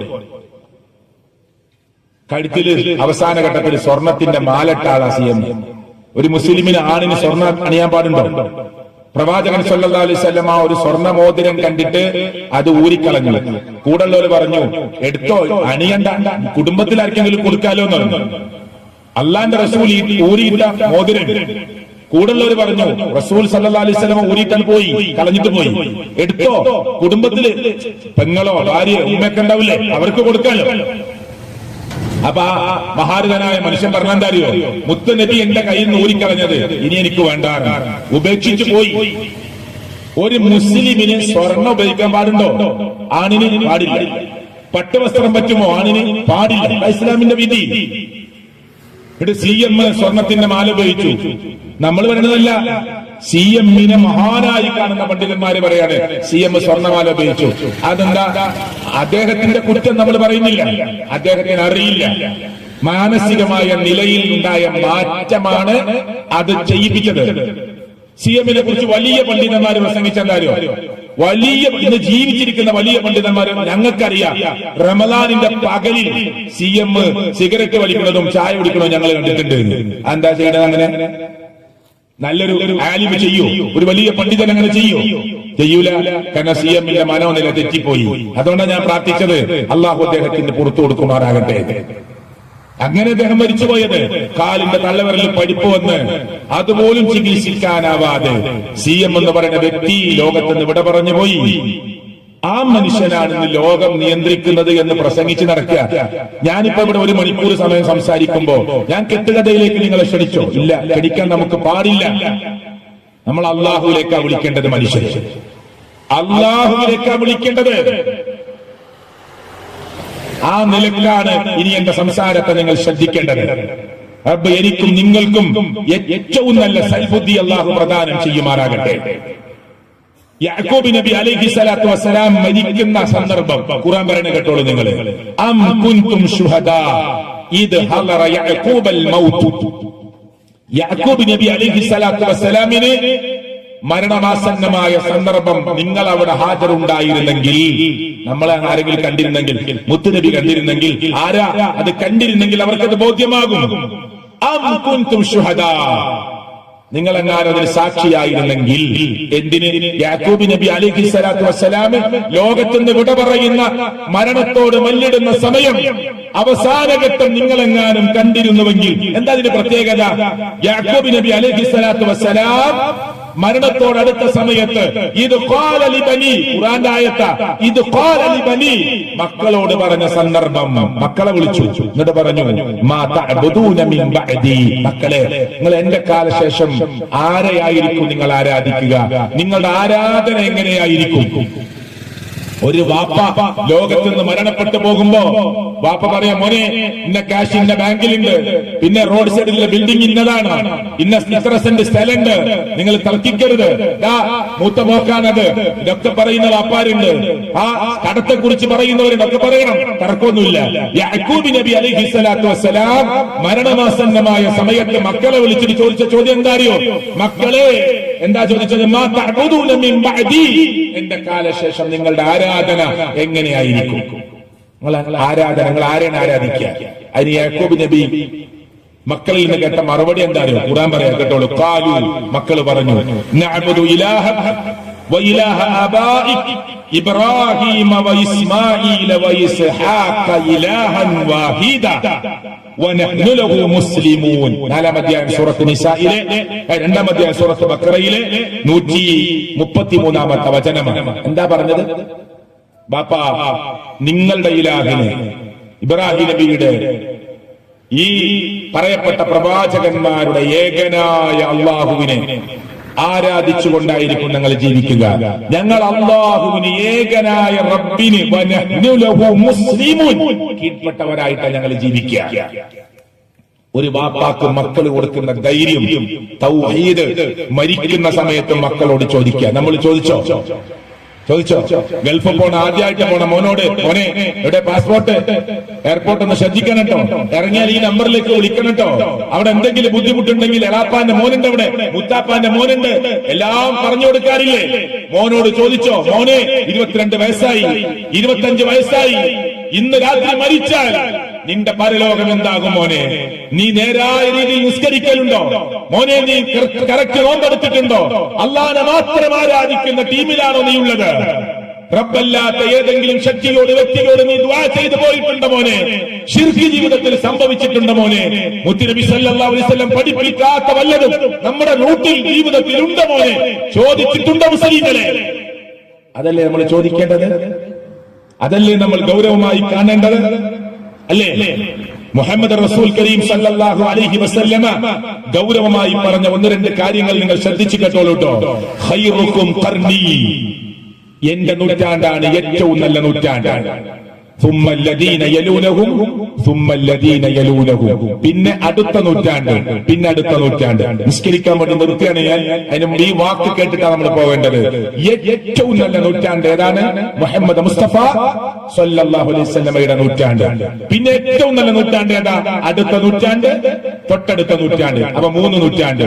ഈ 3 നൂറ്റാണ്ടിലുള്ള ആചാരങ്ങളും അനുഷ്ഠാനങ്ങളുമാണ് മുസ്ലിമിന്റെ ആചാരം. നമ്മൾ എങ്ങനെ നിസ്കരിക്കണം? നിസ്കരിക്കാൻ പോലെ ഇതേ രീതിയല്ലേ അമേരിക്കയില്, ഇതേ രീതിയിലെ കാനഡയില്, ഇതേ രീതിയിലെ യൂറോപ്പില്, ഇതേ രീതിയിലെ ആഫ്രിക്കയില്, ഇതേ രീതിയിലെ ഏഷ്യയില്. ഇതെന്താ കാരണം? അത് അങ്ങനെയാണ് അല്ലാഹുവിന്റെ റസൂൽ സല്ലല്ലാഹു അലൈഹി വസല്ലം പഠിപ്പിച്ചത്. മാറ്റല്ല. ലോകത്തെവിടെ പോയാലും നിസ്കാരം ഒരുപോലെ. ഇശാ 4, മഗ്രിബ് 3, ളുഹർ 4, അസർ 4, സുബഹി 2. യാത്രയിൽ ളുഹറും അസറും 2. യാത്രയിൽ മഗ്രിബ് 3, ഇശാ 2. ലോകത്തെവിടെ പോയാലും ഒരേ നിയമല്ലേ? എന്താ അങ്ങനെ? അതാണ് അല്ലാഹുവിന്റെ റസൂൽ സല്ലല്ലാഹു അലൈഹി വസല്ലം കാണിച്ചു തന്ന രീതി. മാറ്റം വരുത്താൻ നമുക്ക് പറ്റുമോ? പറ്റൂല. അതുകൊണ്ട് 3 നൂറ്റാണ്ട്. ഇനി ഞാൻ നിസ്കാരത്തിന് ശേഷം പറയുന്നത് നമ്മുടെ ചെയ്തുകൊണ്ടിരിക്കുന്ന ചില ആചാരങ്ങള്, പ്രിയപ്പെട്ടവർ, ഇത് ദീനിലുള്ളതാണോ എന്നൊരു മാറ്റുരച്ചു നോക്കുന്ന സംസാരം. ഇത് ദീനിലുള്ളതാണോ? ആരെയും നമുക്ക് കുറ്റപ്പെടുത്തേണ്ട ആവശ്യമില്ല. പഠിച്ചു നോക്കുക, പ്രമാണം നോക്കുക, പണ്ഡിതന്മാരെന്ത് പറഞ്ഞു, തഫ്സീർ എന്ത് പറഞ്ഞു, ഷാഫി മദ്ഹബ് എന്ത് പറഞ്ഞു, ആയത്ത് എന്ത് പറഞ്ഞു, ഹദീസ് എന്ത് പറഞ്ഞു, പരിശോധിക്കാം ഇൻഷാ അല്ലാഹ്. നമസ്കാരം കഴിഞ്ഞിട്ട് അല്ലാഹു തൗഫീഖ് നൽകുമാറാകട്ടെ. അല്ലാഹു ഖൈർ പ്രദാനം ചെയ്യുമാറാകട്ടെ. ശരി ആര് പറഞ്ഞാലും സ്വീകരിക്കാനുള്ള മനസ്സ് അല്ലാഹു നമുക്ക് പ്രദാനം ചെയ്യുമാറാകട്ടെ. തെറ്റ് ആരിൽ സംഭവിച്ചാലും തെറ്റാണെന്ന് സമ്മതിക്കാനുള്ള നല്ല മനസ്സ്, വിശാലമായ മനസ്സ്, സ്വർഗത്തിന് വേണ്ടി നരകമോചനത്തിന് വേണ്ടി അല്ലാഹു നമുക്ക് പ്രദാനം ചെയ്യുമാറാകട്ടെ. ചില കാര്യങ്ങൾ നമുക്ക് താരതമ്യം ചെയ്തുകൊണ്ട് പരലോകം നഷ്ടപ്പെടാത്ത ഒരു മുസ്ലിമായി മുഅ്മിനായി ജീവിക്കാൻ, സ്വർഗം നഷ്ടപ്പെടാത്ത ഒരു മുസ്ലിമായി ഒരു മുഅ്മിനായി ജീവിക്കാൻ ആത്മാർത്ഥമായ പരിശ്രമം നടത്തണം എന്നത് ഞാൻ എന്നോടും നിങ്ങളോടും പറയാനും ജീവിതത്തിൽ കൊണ്ടുവരാനും വേണ്ടിയാണ് ഈ സംസാരം നിങ്ങളുടെ മുമ്പിൽ ഇതുവരെ നടത്തിയത്. ഇനി പറയുന്നതും അതിനു വേണ്ടിയാണ്. അല്ലാഹു സ്വീകരിക്കുമാറാകട്ടെ. വിശ്വാസികളായ നമ്മൾ, ഞാൻ പറഞ്ഞു ഇവിടെ കുറെ സംഘടനകളുണ്ട്, എല്ലാവരും മുസ്ലിങ്ങളാണ്. ഒരു മുസ്ലിം എന്ന നിലക്ക് അല്ലാഹു തആല നമ്മോട് പറഞ്ഞിട്ടുള്ള ആഹ്വാനം, യാ അയ്യുഹല്ലദീന ആമനൂ അത്തിഉല്ലാഹ വഅത്തിഉർ റസൂൽ, ഇതൊക്കെ വളരെ പതുക്കെ സിമ്പിളായിട്ടാണ് ഞാൻ നിങ്ങളുടെ മുമ്പിൽ സംസാരിക്കുന്നത്. ഏതൊരു സാധാരണക്കാരനും മനസ്സിലാക്കാൻ പറ്റുന്ന വിധത്തിൽ നമ്മൾ അള്ളാഹുവിനെ അനുസരിക്കുക, അള്ളാഹുവിന്റെ പ്രവാചകനെ അനുസരിക്കുക. ആ പ്രയോഗം കണ്ടില്ലേ നിങ്ങൾ ഖുർആനിൽ? യാ അയ്യുഹല്ലദീന ആമനൂ, വിശ്വാസികളെ, അത്തിഉല്ലാഹ്, നിങ്ങൾ അള്ളാഹിനെ അനുസരിക്കണം. വഅത്തിഉർ റസൂൽ, നിങ്ങൾ അള്ളാഹുവിന്റെ പ്രവാചകനെ അനുസരിക്കണം. വഉലിൽ അംരി മിൻകും, നിങ്ങളുടെ കൂട്ടത്തിലെ കൈകാര്യകർത്താക്കളെ അനുസരിക്കണം. അപ്പൊ നമ്മൾ അനുസരിക്കേണ്ടത് മൂന്ന് ടീമിനെയാണ്. ഒന്ന് അള്ളാഹുവിനെ, മുഹമ്മദ് മുസ്തഫ സല്ലല്ലാഹു അലൈഹി വസല്ലമയെ, നമ്മുടെ കൂട്ടത്തിലെ കൈകാര്യകർത്താക്കളെ. ഇത് ഖുർആൻ അങ്ങനെ തന്നെ പറഞ്ഞിട്ട് പറഞ്ഞു, ഫഇൻ തനാസഅതും ഫീ ശൈഇ, ഒരു വിഷയത്തിൽ നിങ്ങൾക്കിടയിൽ തർക്കമുണ്ടായാൽ, എന്ത് വിഷയമാകട്ടെ, ദീനിന്റെ എന്ത് വിഷയമാകട്ടെ, ഇവിടെ റോഡ് വീതി കൂട്ടണോ കൂട്ടണ്ടേ, അതല്ല, അത് നമ്മൾ നാട്ടുകാർ ചർച്ച ചെയ്ത് തീരുമാനിക്കണം. കടകൾ പൊളിക്കണോ, ഷോപ്പ് പൊളിക്കണോ, ബിൽഡിംഗ് പൊളിക്കണോ, അതിന് നഷ്ടപരിഹാരം കൊടുക്കണോ, അതൊക്കെ ചർച്ച ചെയ്ത് തീരുമാനിക്കേണ്ട കാര്യമാണ്. ദീനിന്റെ എന്തൊരു വിഷയത്തിൽ നിങ്ങൾക്ക് തർക്കമുണ്ടോ, ഫറുദ്ദൂഹു ഇലല്ലാഹ്, തർക്കമുള്ള വിഷയത്തെ നിങ്ങൾ അള്ളാഹുവിലേക്ക് മടക്കണം. എങ്ങനെ മടക്കും അള്ളാഹുവിലേക്ക്? അള്ളാഹുവിലേക്ക് മടക്കണം എന്ന് പറഞ്ഞാൽ സഹോദരങ്ങളെ, സഹോദരിമാരെ, എങ്ങനെയാണ് മടക്കുക? നമുക്ക് അള്ളാഹുവിനോട്, റബ്ബേ ഞങ്ങൾക്കിടയിൽ തർക്കണ്ട്, ഈ വിഷയത്തിൽ നിന്ന് തീർപ്പ് കൊണ്ടാന്ന് പറയാൻ പറ്റുമോ? പിന്നെ എങ്ങനെയാണ് അള്ളാഹുവിലേക്ക് മടക്കുക? ഖുർആനിലേക്ക് മടക്കണം. അത് അള്ളാഹിന്റെ സംസാരമാണ്. അപ്പൊ അള്ളാഹ് പറയാണ്, തർക്കമുണ്ടായാൽ നിങ്ങൾ അള്ളാഹുവിലേക്ക് മടക്കണം. റസൂൽ, അള്ളാഹുവിന്റെ പ്രവാചകനിലേക്ക് മടക്കണം. എങ്ങനെ? നബിയിലേക്ക് മടക്കുക, സ്വല്ലല്ലാഹു അലൈഹി വസല്ലം. മുഹമ്മദ് റസൂൽ സല്ലല്ലാഹു അലൈഹി വസല്ലം നമ്മുടെ കൂടെ അന്ന് ജീവിച്ചിരുന്നത് പോലെ ഇന്ന് ജീവിച്ചിരിക്കുന്നില്ലല്ലോ. സഹാബത്തിന് എളുപ്പമായിരുന്നു. നബിയെ, ഇന്ന വിഷയത്തിൽ ഞങ്ങൾ എന്താണ് ചെയ്യേണ്ടതെന്ന് ചോദിച്ചാൽ അവിടുന്ന് മറുപടി പറയും. വളരെ ക്ലിയർ ആയിട്ട് അവർക്ക് അത് ഉത്തരം കിട്ടും. കാരണം അള്ളാന്റെ വഹയി പ്രകാരം സംസാരിക്കുന്ന മഹാനായ നേതാവാണ് മുഹമ്മദ് മുസ്തഫ സല്ലല്ലാഹു അലൈഹി വസല്ലം. അപ്പൊ ഇനി നമ്മൾ അള്ളാഹുവിലേക്ക് മടക്കണം എന്ന് പറഞ്ഞാൽ ഖുർആനിലേക്ക് മടക്കണം. റസൂലിലേക്ക് മടക്കണം എന്ന് പറഞ്ഞാൽ സുന്നത്തിലേക്ക് മടക്കണം, ഹദീസിലേക്ക് മടക്കണം. അവിടെ മൂന്നാമത്തെ ടീമിനെ അള്ളാഹ് കട്ട് ചെയ്തു. നിങ്ങളെ അനുസരിക്കണമെന്ന് പറഞ്ഞപ്പോ അള്ളാഹ് മൂന്ന് ടീമിനെ പറഞ്ഞു. അള്ളാഹിനെ അനുസരിക്കണം, നബിയെ അനുസരിക്കണം, നിങ്ങളുടെ കൈകാര്യകർത്താക്കളെ അനുസരിക്കണം.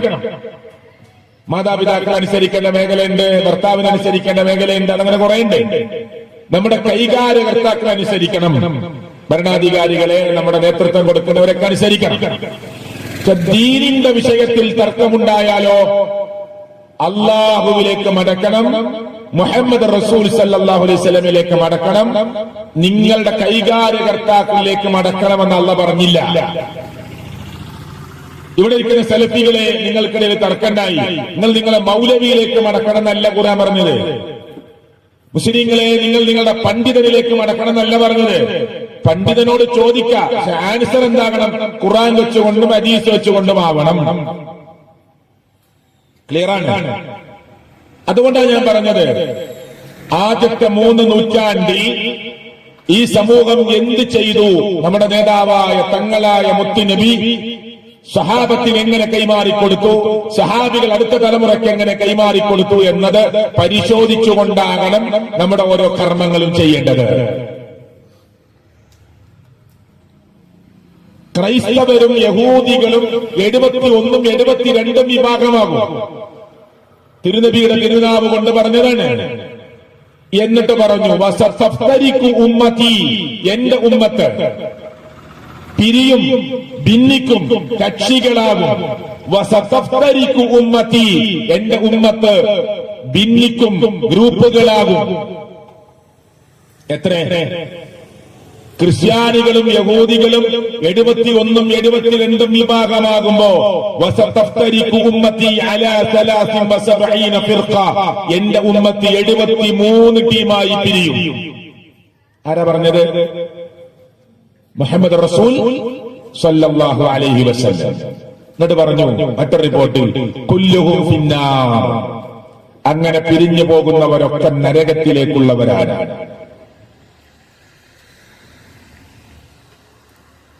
ഇല്ലാ മില്ലത്തൻ വാഹിദ, ഒരു ടീം ഒഴികെ. ആ ടീമിന്റെ ഒരു സംഘടനയുടെ പേരോ ഒരു ഗ്രൂപ്പിന്റെ പേരോ എന്നല്ല പറഞ്ഞത്. നമുക്ക് സ്വർഗം കിട്ടണം, എല്ലാവർക്കും സ്വർഗം കിട്ടണമെന്നാണ് നമ്മുടെ ആഗ്രഹം. അള്ളാഹു സ്വർഗത്തിലെത്തിക്കുമാറാകട്ടെ. ഇല്ലാ മില്ലത്തൻ വാഹിദ, ഒരു ടീം ഒഴികെ ബാക്കി മുഴുവൻ ആളുകളും നരകത്തിലേക്കുള്ളവരാണ്. ഉടനെ സഹാബത്ത് ചോദിച്ചു, വമൻ ഹിയ യാ റസൂലല്ലാഹ്, ആരാണ് സ്വർഗത്തിലേക്ക് പോകുന്ന ടീം? ഉത്തരം പറഞ്ഞു മുത്തുനബി തങ്ങൾ സല്ലല്ലാഹു അലൈഹി വസല്ലം. എന്താ പറഞ്ഞത്? സംഘടനയുടെ പേരല്ല, ഗ്രൂപ്പിന്റെ പേരല്ല, ഇനി കുറെ കാലം കഴിഞ്ഞ ഇന്ന ടീം വരും, ആ ടീമിന്റെ പേരല്ല, ഒന്നും പറഞ്ഞിട്ടില്ല. ഒരു നിലപാടാണ് പറഞ്ഞത്. ഒരു നിലപാട്. എന്താണ് നിലപാട്? മാ അന അലൈഹി അൽ യൗം വ അസ്ഹാബി, ഞാനും എന്റെ സ്വഹാബത്തും ഇന്നേ ദിവസം വരെ എങ്ങനെ നിങ്ങൾക്ക് ജീവിച്ചു കാണിച്ചു തന്നോ ആ നിലപാടിൽ നിലകൊള്ളുന്നവർ. അതുകൊണ്ടാണ് ഞാൻ ചോദിച്ചത്, മുസ്ലിങ്ങളെ ഗൗരവത്തോടു കൂടി ചിന്തിക്കുക. ഹദ്ദാദ് മുത്തുനബിയുടെ കാലത്തുണ്ടോ? അടുത്ത നൂറ്റാണ്ടിലുണ്ടോ? അടുത്ത നൂറ്റാണ്ടിലോ? ഉത്തമമായ 3 നൂറ്റാണ്ടിലുണ്ടോ? കുത്തറാത്തീബ്, കുത്തിബിയ്യത്ത് ഉണ്ടോ? നിങ്ങൾ പഠിച്ചോ. നമ്മൾ നടത്തുന്ന പല ആചാരങ്ങളും അള്ളാഹുവിന്റെ പ്രവാചകൻ സല്ലല്ലാഹു അലൈഹി വസല്ലം കാലത്തുണ്ടോ? നബി എന്താ പറഞ്ഞതറിയോ? നിങ്ങളെ സ്വർഗത്തിലേക്ക് എത്തിക്കുന്ന എല്ലാ ചെറുതും വലുതും ഞാൻ നിങ്ങൾക്ക് പഠിപ്പിച്ചു തന്നു.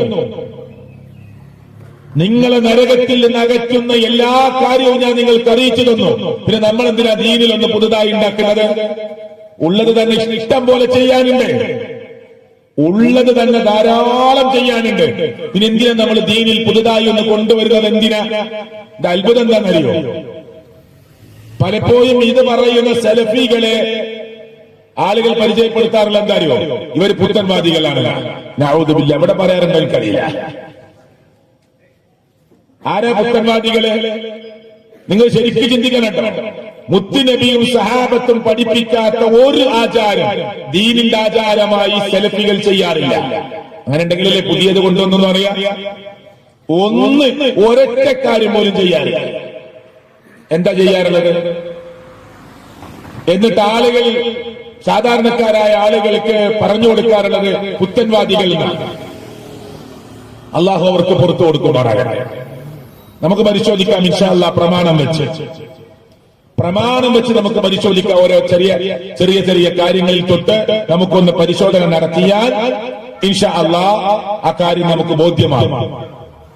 ഒന്നാമത്തെ ഗൗരവമായ കാര്യം പ്രാർത്ഥന അള്ളാഹുവിനോടാണ്. ഞാൻ അതിന് ചെറിയ സമയം എടുക്കുന്നുള്ളൂ. റബ്ബിനോടല്ലാതെ നമ്മൾ ആരും പ്രാർത്ഥിക്കാൻ പാടില്ല. അത് ഖുർആനിൽ നൂറുകണക്കിന് പ്രാർത്ഥനയുണ്ട്. എല്ലാ ദിവസവും ഇപ്പൊ ഇശാ നമസ്കരിച്ചു, ഇയ്യാക നഅ്ബുദു വ ഇയ്യാക നസ്തഈൻ, നിന്നെ മാത്രമേ ഞങ്ങൾ ആരാധിക്കുകയുള്ളൂ, നിന്നോട് മാത്രമേ ഞങ്ങൾ സഹായതേട്ടം നടത്തുകയുള്ളൂ.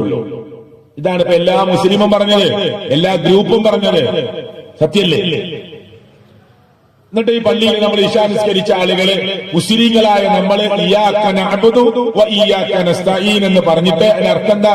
നിന്നെ മാത്രമേ ഞങ്ങൾ ആരാധിക്കുകയുള്ളൂ, നിന്നോട് മാത്രമേ ഞങ്ങൾ സഹായതേട്ടം നടത്തുകയുള്ളൂ എന്ന് പറഞ്ഞിട്ട് നമ്മുടെ ഉമ്മ വീട്ടിൽ നിസ്കരിച്ചപ്പോ, നമ്മുടെ ഭാര്യ വീട്ടിൽ നിന്ന് നമസ്കരിച്ചപ്പോ, നമ്മുടെ പെങ്ങള് വീട്ടിൽ നിന്ന് നമസ്കരിച്ചപ്പോ ആ മുസല്ല മടക്കി അലമാരയുടെ മേലേക്ക് വെക്കുമ്പോ കാലൊന്ന് വടിക്കിയാൽ, കാലൊന്ന് സ്ലിപ്പായാൽ അപ്പ വിളിച്ചു നമ്മുടെ പെങ്ങള്, നമ്മുടെ ഉമ്മ, നമ്മുടെ ഭാര്യ, ബദരീങ്ങളെ എന്റെ കാലിൽ. അപ്പൊ ഈ നിസ്കാരത്തിൽ ചൊല്ലിയതോ? നിസ്കാരത്തിൽ പറഞ്ഞെന്താ? നിന്നെ മാത്രമേ ഞങ്ങൾ ആരാധിക്കുകയുള്ളൂ, നിന്നോട് മാത്രമേ ഞങ്ങൾ സഹായനേട്ടം നടത്തുകയുള്ളൂ. ആ നിസ്കാരം കഴിഞ്ഞിട്ട് കാല് തെറ്റിയാ വിളിച്ചതോ? അല്ലാനെ അല്ല. തെറ്റ് സംഭവിക്കുന്നുണ്ടോ? ഇല്ലേ? അവിടെ വിളിക്കേണ്ടത് അല്ലാനെയാണ്. ബദരീങ്ങൾ മഹാരഥന്മാരാണ്. അള്ളാഹു അവരുടെ കൂടെ നമ്മയും സ്വർഗത്തിൽ എത്തിക്കുമാറാകട്ടെ. അവര് യുദ്ധം ചെയ്തത് എന്തിനാന്ന് ഞാൻ പറഞ്ഞു. ബദർ യുദ്ധം അവർ നടത്തിയത് എന്തിനാണ് എന്ന് ഞാൻ കൃത്യമായി പറഞ്ഞു. അവർ മഹാരഥന്മാരാണ്, തർക്കമേയില്ല. അപ്പൊ റബ്ബല്ലാത്ത ആളുകളോട് ആരോട് മനുഷ്യർ ദുആ ചെയ്യുന്നുണ്ടോ അവരാരും, ഖുർആൻ പറയാ കുറെ ന്യായങ്ങൾ ഖുർആൻ നിരത്തി തന്നു. ഒന്ന് ഞാൻ വേഗം പറഞ്ഞു പോകട്ടോ, ലാ യസ്മഉ ദുആഅക്കും, നിങ്ങൾ ആരോട് പ്രാർത്ഥിച്ചാലും നിങ്ങളുടെ പ്രാർത്ഥന, അല്ലെങ്കിൽ ആര് പ്രാർത്ഥിക്കുന്നു അവരുടെ പ്രാർത്ഥന അവർ കേൾക്കുകയില്ല. വലൗ സമിഉ, രണ്ടാമത്തെ കാര്യം, ഇനി വാദത്തിന് വേണ്ടി കേട്ടു എന്ന് സമ്മതിച്ചു തന്നാൽ മസ്തജാബു ലക്കും, ഉത്തരം തരികയില്ല. രണ്ട് ഖുർആൻ പറയണേ, ഒന്ന് പ്രാർത്ഥിച്ചാൽ അവർ കേൾക്കൂല. നമ്മൾ ആ അള്ളാനെ വിട്ട് ആരോട് ദുആ ചെയ്യുന്നുണ്ടോ ഒരു പടപ്പും ദുആ കേൾക്കുകയില്ല. ദുആ കേൾക്കൂല എന്ന സൗണ്ട് കേൾക്കൂല എന്ന അർത്ഥത്തിലല്ല. അല്ലാഹു തആല പ്രയോഗിച്ച വാക്ക് ദുആ എന്ന അർത്ഥത്തിലുള്ള, അതിനുത്തരം തരാവുന്ന വിധത്തിൽ ആ ദുആഇനെ പരിഗണിക്കാനോ കേൾക്കാനോ അവർക്ക് കഴിയില്ല. ഇനി വാദത്തിന് വേണ്ടി കേട്ടു എന്ന് സമ്മതിച്ചാലോ മസ്തജാബു ലക്കും, നിങ്ങൾക്ക് അവർ ഉത്തരം തരികയില്ല. മൂന്ന്, ആരോടാണ് നിങ്ങൾ ദുആ ചെയ്യുന്നത്? റബ്ബല്ലാതെ ആരോട് നമ്മൾ ദുആ ചെയ്താലും ഖുർആൻ പറയണേ, ഇന്നല്ലദീന തദ്ഊന മിൻ ദൂനില്ല, അല്ലാഹുവിന് പുറമെ നിങ്ങൾ ആരോട് ദുആ ചെയ്താലും അവരാരാ? ഇബാദുൻ അംസാലുക്കും, നിങ്ങളെ പോലെയുള്ള അടിമകൾ മാത്രമാണ്. ഖുർആനാ പറയണത്. ഇതില് സുന്നി മുജാഹിദ് ജമാഅത്തൊന്നുമില്ല. ഇത് അള്ളാന്റെ കലാമാണ്. നമുക്ക് എല്ലാവർക്കും ഒരൊറ്റ ഖുർആനാണ്. ലോകത്ത് ഷിയാക്കൾക്കൊഴിച്ച് ബാക്കി എല്ലാവർക്കും ഒരൊറ്റ ഖുർആനാണ്. ഷിയാക്കൾക്കൊഴിച്ച്, ഷിയാക്കൾ പറയുന്നത് ഈ ഖുർആൻ പൂർണ്ണമല്ല, അവർക്ക് കുറെ വ്യത്യാസങ്ങളുണ്ട്, കുറെ ആയത്ത് കട്ട് ചെയ്തിട്ടുണ്ട്, ഇത് ഇനിയും ഇതിലേക്ക് കുറെ ആയത്തുകൾ വരാനുണ്ട്, ഈ ഖുർആൻ ശരിയല്ല എന്ന് ആര് പറയുന്നു? ഷിയാക്കൾ പറയുന്നു. ലോകത്ത് ബാക്കി എല്ലാ മുസ്ലിങ്ങൾക്ക് ഒരൊറ്റ ഖുർആനാണ്. അതുകൊണ്ടാണ് ഷിയാക്കൾ ഇസ്ലാം എന്ന് പുറത്താന്ന് പറയുന്നത്. കുറെ കാരണങ്ങളുണ്ട്. ഷിയാക്കളുടെ വിഷയത്തിൽ സംസാരിക്കുമ്പോ ആളുകൾ പറയും, എന്തിനാ അവർ ഇസ്ലാം എന്ന് പുറത്താറുന്നത്? ഈ ഖുർആൻ പോലെ അവർ അംഗീകരിക്കുന്നില്ല, പിന്നെ മുസ്ലിമായിട്ട് പരിഗണിക്കാൻ പറ്റുമോ? സഹാബത്തിനെ പച്ചക്ക് തെറി പറയുന്നവരാണ്, പിന്നെ അവരെ മുസ്ലിങ്ങളായിട്ട് അംഗീകരിക്കാൻ പറ്റുമോ? നമ്മൾ അബൂബക്കർ എന്ന് കേൾക്കുമ്പോ സിദ്ദീഖ് റളിയല്ലാഹു അൻഹു എന്ന് പറയാ, ഓലോ ലഅനത്തുല്ലാഹ് എന്ന് പറയാ. എന്നർത്ഥം എന്താ? നമ്മൾ അബൂബക്കർ സിദ്ദീഖ് റളിയല്ലാഹു അൻഹു എന്ന് പറയാ, അവർ അബൂബക്കർ എന്ന് പറഞ്ഞിട്ട് ലഅനത്തുല്ലാഹ് എന്ന് പറയാ. അള്ളാന്റെ ശാപമുള്ള മനുഷ്യൻ ശാപമുണ്ടാകട്ടെ എന്ന് പ്രാർത്ഥിക്കുകയും ചെയ്യാം. നല്ല ഈമാനിന്റെ നിറകുടമായി മുത്തുനബിയുടെ ഇടതും വലതും നിന്ന മഹാനായ സഹാബിയാനാര്?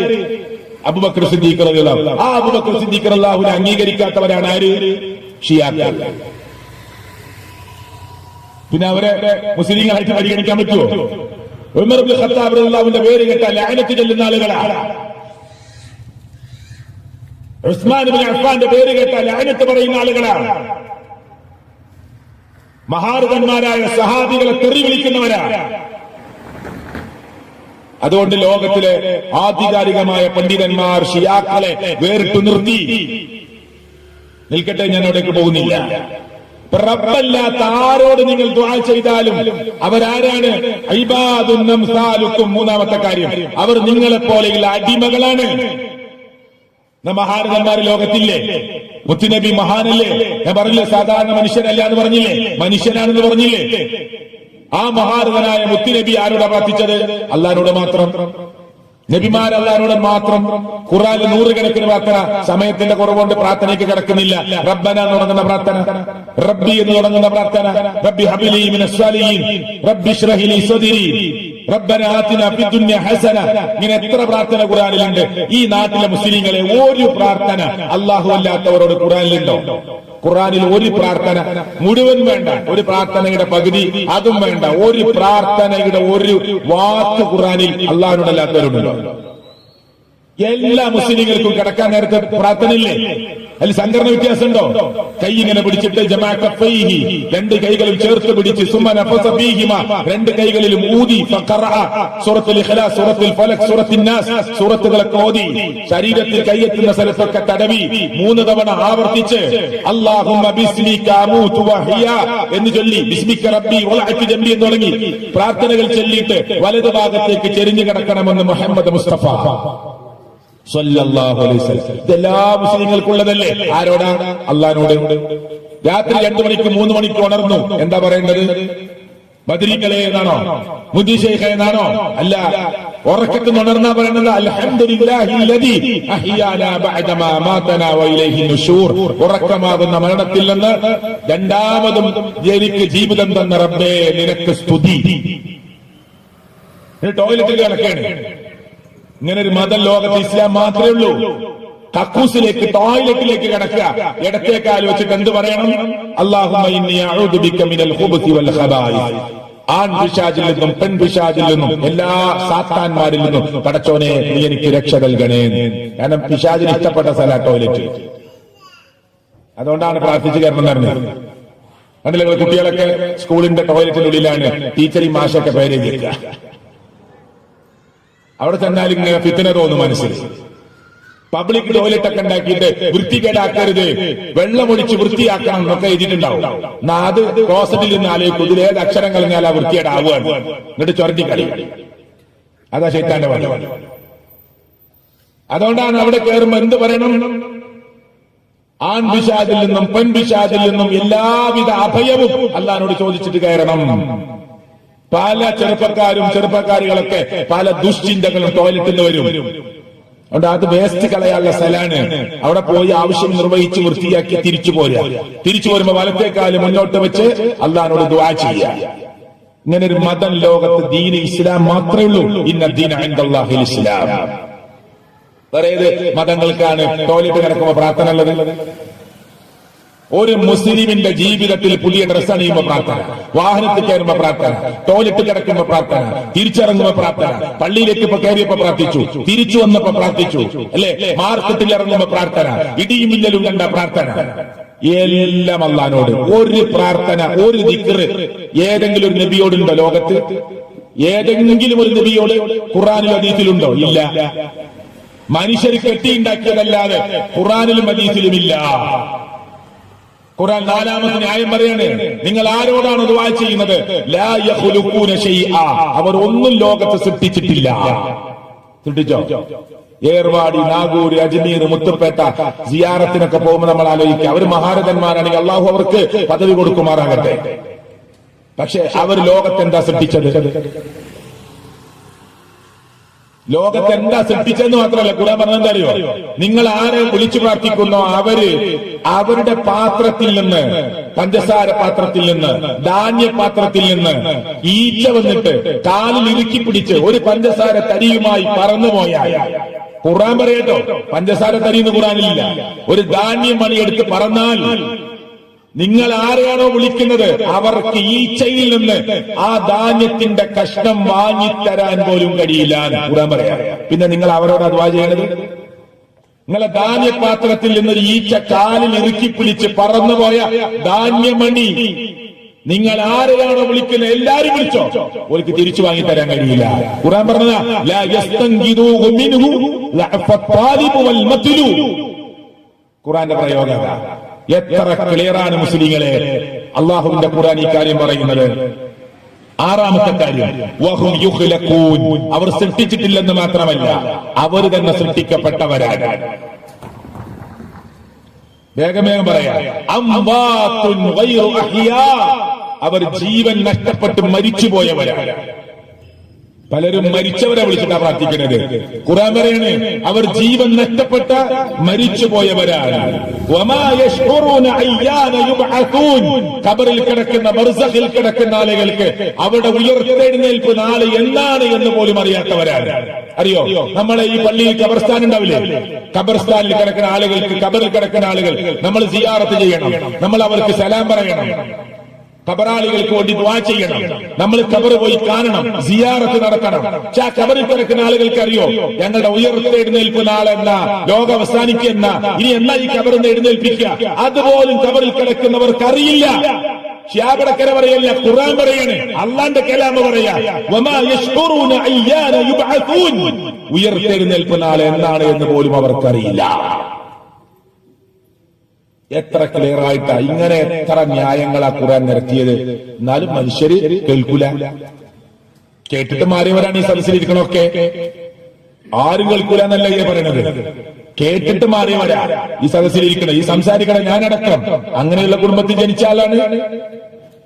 ഹക്ക് ഹക്കാണെന്ന് ബോധ്യായാൽ പ്രിയപ്പെട്ടവരെ നമ്മൾ സത്യത്തിലേക്ക് മടങ്ങണം. നമ്മുടെ പരലോകമാണ് നമുക്ക് വലുത്, നമ്മുടെ പരലോകം നമുക്ക് വലുത്. ഇനി നേർച്ച ഇസ്ലാമിലുണ്ടോ? ഉണ്ട്. വളരെ ഗൗരവത്തോടുകൂടി ചിന്തിച്ച് നടത്തേണ്ടതാണ് നേർച്ച. നേർച്ച എന്ന് പറഞ്ഞാൽ അത് ബാധ്യതയാണ്. ഞാൻ ഈ പള്ളിക്ക് വേണ്ടിയിട്ട് ഒരു 10,000 രൂപ കൊടുക്കാൻ നേർച്ചയാക്കി, പിന്നെ കൊടുക്കൽ നിർബന്ധമാണ്. തമാശക്ക് പറയാൻ പാടില്ല. ഞാൻ പാവപ്പെട്ട ഒരാൾക്ക്, കുറച്ച് കുടുംബങ്ങൾക്ക് ഒരു ആടിന് അറുത്ത് കൊടുക്കാൻ നേർച്ചയാക്കി, പിന്നെ കൊടുക്കൽ നിർബന്ധമാണ്.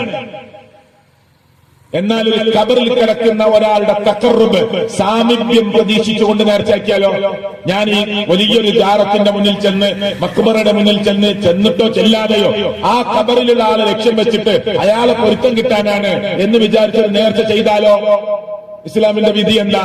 ഷാഫി മദ്ഹബ് എന്താ പറയണത്? നിങ്ങൾ ശരിക്കും ശ്രദ്ധിച്ചോളൂ കേട്ടോ. ഞാൻ പറയല്ല, ഷാഫി മദ്ഹബ് പറയണത് ശ്രദ്ധിച്ചോളൂ. വഇൻ ഖുസിദ ബിഹാദൻ നദിരി, ഒരാൾ നേർച്ച കൊണ്ട് ലക്ഷ്യമാക്കുന്നത് അത്തഖറുബ്, ഒരു സാമീപ്യമാണ്, അടുപ്പമാണ്. ആരുടേത്? ലിമൻ ഫിൽ ഖബരി, ഖബറിൽ കിടക്കുന്നവന്റെ തഖറുബാണ് ഒരാൾ നേർച്ച കൊണ്ട് ലക്ഷ്യമാക്കുന്നതെങ്കിൽ ബത്വല, അവന്റെ നേർച്ച ബാത്തിലായി. ആരാ പറയണത്? ഷാഫി മദ്ഹബ്. എത്ര ക്ലിയറാ! ഒരാൾ നേർച്ച കൊണ്ട് ലക്ഷ്യമാക്കുന്നത് ഖബറിൽ കിടക്കുന്നവന്റെ സാമീപ്യമാണ്, തഖറുബാണ്, പൊരുത്തമാണ്, ഇഷ്ടമാണ്, അടുപ്പമാണെങ്കിൽ, അങ്ങനെയാണ് ആളുകൾ പറയാ. അവരൊക്കെ വലിയ മഹാരഥന്മാരാ, നമ്മൾ അല്ലാഹുവിലേക്ക് അടുപ്പിക്കാനാ ഓല പേരിൽ നേർച്ച എന്ന് പറഞ്ഞാൽ അവന്റെ നേർച്ച ബത്വല, ബാത്തിലാണ്. ഷാഫി മദ്ഹബ് പറയാ, ലിഅന്ന തഖറുബ, അങ്ങനെ അടുപ്പവും പൊരുത്തവും പ്രതീക്ഷിക്കേണ്ടത് ഇന്നമാ യുതഖറബു ബിഹാ ഇലല്ലാഹി തആല ലാ ഇലാ ഖൽഖിഹി, അല്ലാഹുവിലേക്ക് മാത്രമാണ് ഒരു നേർച്ച കൊണ്ടും വഴിപാട് കൊണ്ടും നിങ്ങൾ തഖറുബ പ്രതീക്ഷിക്കേണ്ടത്. ലാ ഇലാ ഖൽഖിഹി, ഒരു സൃഷ്ടിയിലേക്കും വെക്കാൻ പാടില്ല. ആരാ പറയുന്നത്? സലഫി മദ്രസയിൽ പഠിപ്പിക്കുന്ന പുസ്തകമല്ല, ഷാഫി മദ്ഹബിലാണ് പറയുന്നത്. ഇബ്നു ഹജർ അൽ ഹൈതമിയാണ് പറയുന്നത്. എന്നിട്ട് എന്താണ് സാധാരണക്കാർക്ക് ഇത് പറഞ്ഞ് മനസ്സിലാക്കി കൊടുക്കാത്തത്? ഇനി മാത്രമല്ല കേട്ടോളൂ, ഒരു മൃഗത്തെ നമ്മൾ അറുത്തൊടുക്കുക. അപ്പൊ മരിച്ചുപോയ ഉമ്മ, മരിച്ചുപോയ വാപ്പ, അവർക്ക് വേണ്ടി നമുക്ക് സംഭാവന കൊടുത്തൂടെ? കൊടുക്കാം.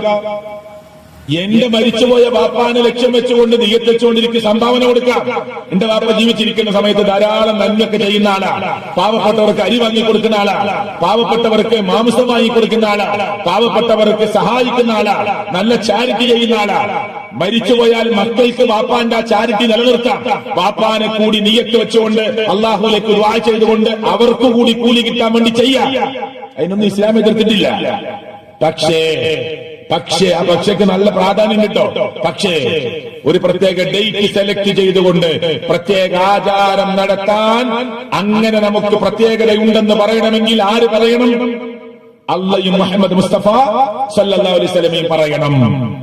അതുകൊണ്ടാണ് സലഫികള് ആണ്ടിനെ എതിർക്കുന്നത്. മരിച്ച ബാപ്പ മരിച്ച ആ മെയ് 10-ാം തീയതി ആണെങ്കിൽ, ഏപ്രിൽ 1-ാം തീയതി ആണെങ്കിൽ, ജനുവരി 12-നാണെങ്കിൽ ആ ഡേറ്റ് വെച്ചിട്ട് ഒരാണ്ട്. അങ്ങനെ ഒരൊറ്റ സഹാബിയുടെയും ആണ്ട് നടന്നിട്ടില്ല. നിങ്ങൾ പരിശോധിച്ചോളി, അന്വേഷിക്കാലേ പറ്റും. ഒരു സഹാബിയുടെ ആണ്ട്, 1,00,000-ഓളം സഹാബികൾ ഉണ്ടായിട്ട് ഒരു സഹാബിയുടെ ആണ്ട്, മുഹമ്മദ് റസൂൽ സല്ലല്ലാഹു അലൈഹി വസല്ലമയുടെ ആണ്ട് സഹാബികൾ നടത്തിയത് ഇസ്ലാമിന്റെ ഗ്രന്ഥം മുഴുവനും തപ്പി പരതി നോക്കിയാൽ ഒരൊറ്റ തെളിവിന്റെ കഷ്ടം പോലും കിട്ടൂല. എന്താ കിട്ടാത്തത്? അവർക്ക് നബിയോട് ഇഷ്ടമില്ലാത്തോണ്ടാ? നബി സല്ലല്ലാഹു അലൈഹി വസല്ലമയോട് താല്പര്യമില്ലാത്തോണ്ടാ? അങ്ങനെ ഒരു ആചാരം ഇസ്ലാമിലില്ല. എന്നാൽ നിങ്ങൾക്ക് വാപ്പാനെ ലക്ഷ്യം വെച്ചുകൊണ്ട് കൊടുക്കാം, ഇതൊന്നും തർക്കില്ല. എന്നാ ഒരു മൃഗത്തെ അറുത്തിട്ട് നമുക്ക് ആർക്കെങ്കിലും കൊടുക്കണം, ഒരു പോത്തിനെ വാങ്ങി അറുത്ത് കൊടുക്കണം, ഒരാടിനെ വാങ്ങി നാട്ടിലെ പാവപ്പെട്ടവർക്കൊക്കെ കൊടുക്കണം. നല്ല നിയ്യത്താണ്, കൊടുത്തോളി, ഒരു പ്രശ്നമില്ല. പക്ഷേ അത് ചെയ്യുമ്പോ ഷാഫി മദ്ഹബ് പറയാ, കേട്ടോളൂട്ടോ, എന്നാൽ ഒരു അറിവ്, ഒരു ബലി, ഒരു മൃഗത്തെ അറുക്കൽ അല്ലാഹുവിനല്ലാതെ ഒരാൾ ഒരു ബലി അറുത്താൽ, ഒരു മൃഗത്തെ അറുത്താൽ, അതുകൊണ്ട് ലക്ഷ്യമാക്കുന്നത്, അല്ലാഹുവിനല്ലാതെ ബലിയറുക്കുക എന്നതുകൊണ്ട് ലക്ഷ്യമാക്കുന്നത് അള്ളാന്റെ പേരിലല്ലാതെ അറുക്കുക എന്നതാണ്. മദ്രീങ്ങളുടെ പേരിൽ ഞാനൊരു പോത്തിനറുക്കുന്നു, മുജീ ഷെയ്ഖിന്റെ പേരിൽ ഞാനൊരു പോത്തിനറുക്കുന്നു എന്ന് വെച്ചാൽ കമൻ ദബഹ, അറുത്തവനെ പോലെ.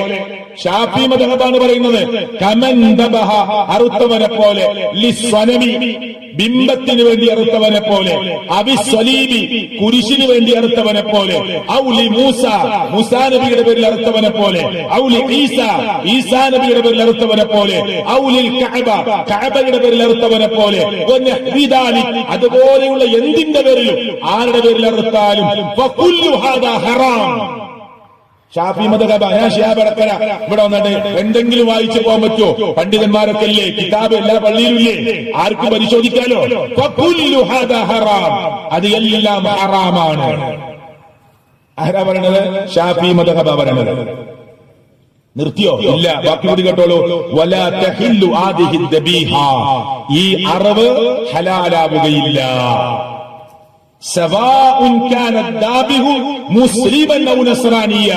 അറുത്തത് ക്രിസ്ത്യാനിയാകട്ടെ അറുത്തത് മുസ്ലിമാകട്ടെ, ആ അറിവ് സ്വഹീഹാവുകയില്ല. ഇമാം ഷാഫി ഖണ്ഡിതമായി പ്രഖ്യാപിക്കുന്നു. ഇമാം ഷാഫിയുടെ കൂടെയുള്ള പണ്ഡിതന്മാരും യോജിക്കുന്നു, ഇതിൽ അഭിപ്രായ വ്യത്യാസമില്ല, ആ അറിവ് സ്വഹീഹല്ല. എവിടെ പറഞ്ഞത്? ശറഹ് മുസ്ലിമിൽ. ആരാ പറഞ്ഞത്? ഇമാം നബവി. ഇമാം നബവി ആരാ? രണ്ടാം ഷാഫി എന്നറിയപ്പെടുന്ന മഹാനായ പണ്ഡിതൻ. എവിടെ പറഞ്ഞത്?